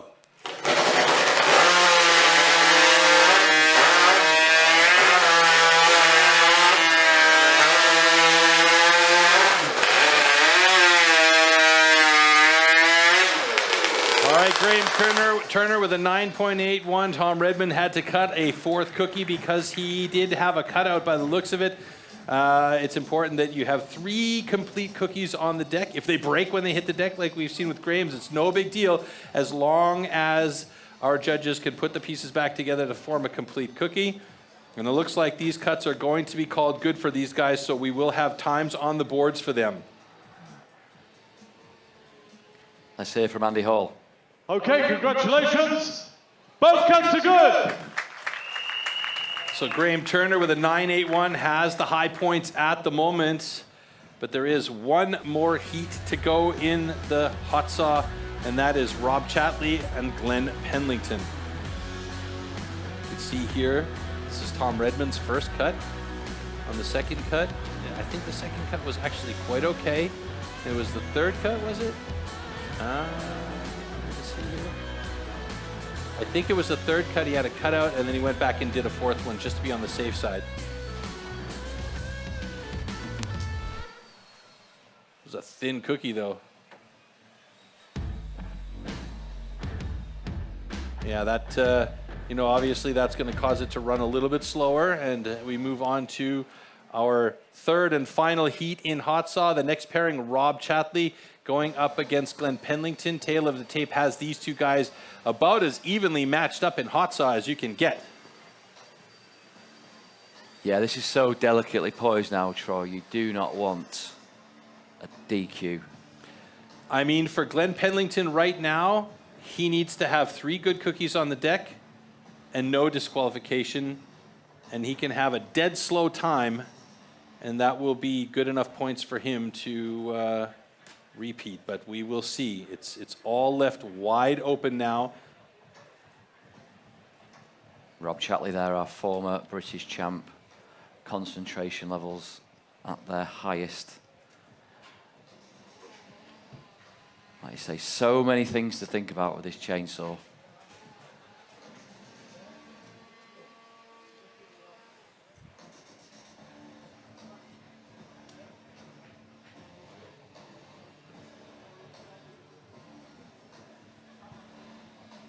Pressure mounting with every second.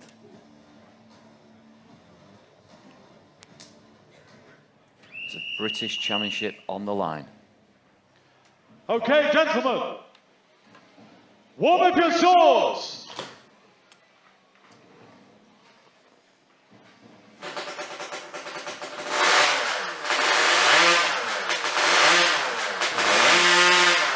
Rob Chatley's got his running, no problem.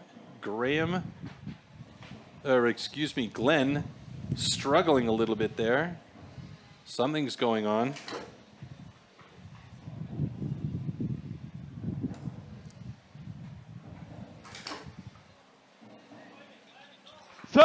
Seconds. There we go. Figured it out. That got close to the wire here. He's got it running. So that's the important thing. He's got a bit of heat in there, and now he's got to reset that cable in order to be on time for the start of the heat.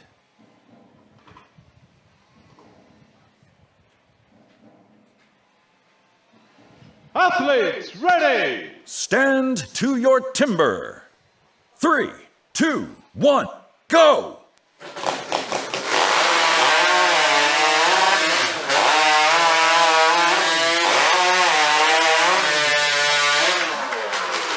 Glenn Penlington with a personal best 8.34. Chatley had to go back and cut a fourth cookie because he had a cutout and an incomplete disc, so that puts him at 13.46. So that is a great run from Glenn Penlington. That was one of those moments in sport where you think,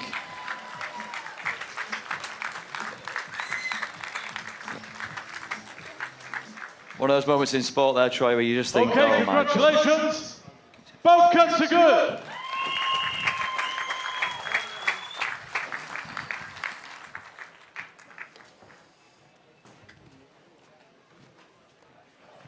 All right, so it's been confirmed both cuts are good. We'll take a look back at the slow-mo here. Really, really nice start from Rob Chatley. He had a quick first cut, but boy, Glenn Penlington was all over that first and second cut. 2 nice cookies wrestling with that 35-kilo heavy saw. That was a big fat cookie at the end, which was maybe a bit risky coming close to the line. but he seemed pretty pleased with it with a fist bump. And there's that broken cutout cookie as Rob had to go back in and recut a cookie to push his time down to 13 seconds. So as we take a look at the hot saw results, Glenn Pendleton topped the board with 8:30. Graham Turner with a 9:60. Well cut for Graham. And Gavin Thompson in third place in the hot saw results with an 11:58. Rob Chatley, 13:28. And then we have Tom Redmond with a 13:40. And George Spencer, unfortunately, didn't make it inside the minute mark because of his saw not starting with a time limit exceeded DQ. So we're going to go up to the main stage shortly, but we've just witnessed some fantastic competition. We saw that final discipline, the hot saw, the maker or the breaker, and we did see it broke a couple. It may have made another, and we have to wait and see who will be on that stage on the top of the podium in just a couple of seconds as we get the stage ready for our awards ceremony. Alex has already left the studio and headed up on top of that stage, and we will join him shortly there in a second. It has been a fantastic, great British Steel Timber Sports Championship 2023 for our pros. We've seen some fantastic action on stage. All I can say is it's looking very good here in the sunshine of Malvern at the festival, and we've had some fantastic action here at this championship, and we're looking forward to more from Great Britain and further down the road from our other events that are coming up as the season progresses. We will be next week in France.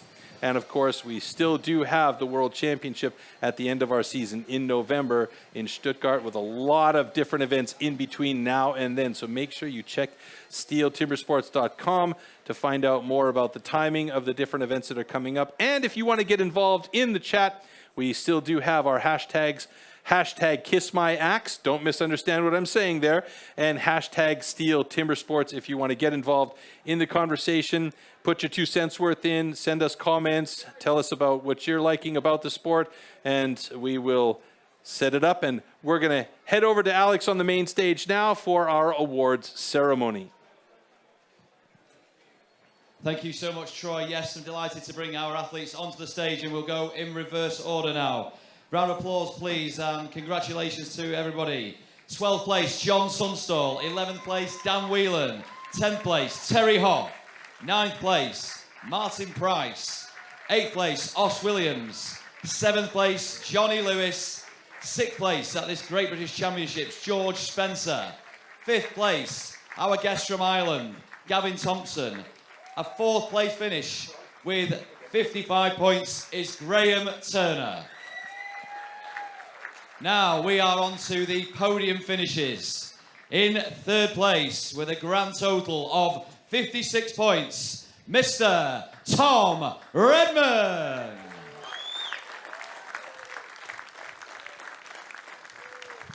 Second place, 60 of your finest Great British points goes to Rob Chatley.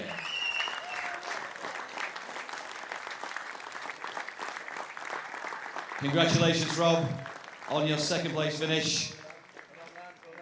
And our champion for 2023, the Steel Timber Sports Great Britain. Please welcome, once again, Mr. Glenn Pendleton.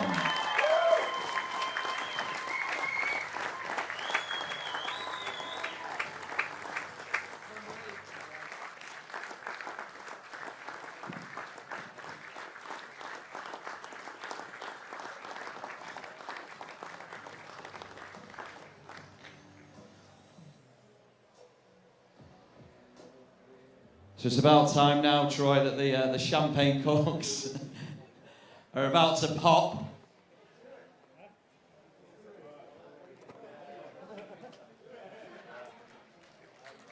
Congratulations once again to all our athletes and our winner, our Great British Champion of 2023, Glenn Pendleton.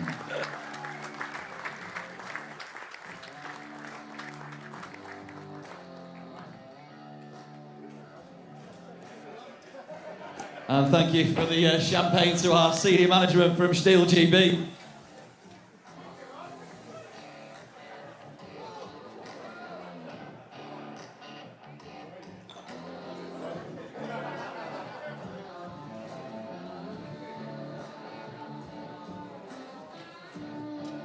I'm going to grab our champ for a quick chat. Glenn, congratulations once again.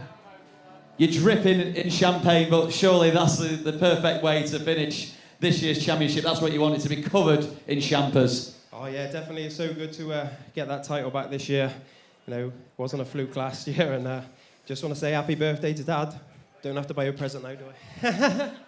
Listen, we all had our hearts in our mouths in that hot saw there, and when the chainsaw wouldn't get going for you on a couple of tries, what was going through your mind? Oh, to be honest, I was like, I just got to keep my cool here. Like, you know, we saw it with George with the saw he had an ankle as well, so it's just like, if I can just keep my cool here and just try and just keep pulling that cord. When I had the 30 seconds, I thought there's still plenty of time, so I just give it, I think it was 2 more pulls, and then once it started, you know, I knew it was going to be all right then.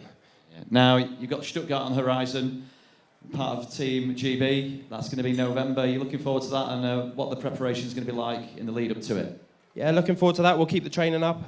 You know, we'll go there strong. We had a strong performance last year as a team, so hopefully we can improve on that one, get another few places up on that roster, and yeah, we'll see what we can do. Yeah, final words from you, Glenn. I know you've got your sister competing tomorrow in the female champ, so hopefully you'll make it a family 1-2 again for the weekend. Yeah, hopefully, you know, hopefully Zoe can retain her title as well, and it's Mum's birthday tomorrow, so there's no pressure on her there. Last year I had all the pressure when Zoe won before me, so pressure's on her today. Listen, we gave our congratulations, our heartfelt best to our Great British Champ of 2023. Once again, Glenn Penlington.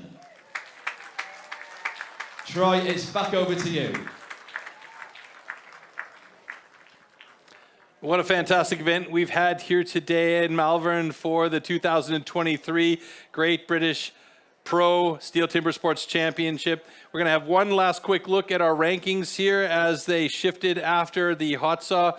And we saw full 18-point honors go to Glenn Penlington with a full 79 points, Rob Chatley, and then Tom Redmond in places 2nd and 3rd. Graham Turner, unfortunately, dropping down into 4th place this year by virtue of a bit of a rough springboard, but he will be back. You know he's going to be fighting in our guest visitor, Gavin Thompson from Ireland, rounding out the top 5 here. It's been a fantastic pro competition. We've got lots more action coming to you tomorrow with the rookies and the women, so make sure you join us then. Until then, we're going to cut out with the highlights of the day and say thank you for joining us. Till next time, take care, everybody. See ya.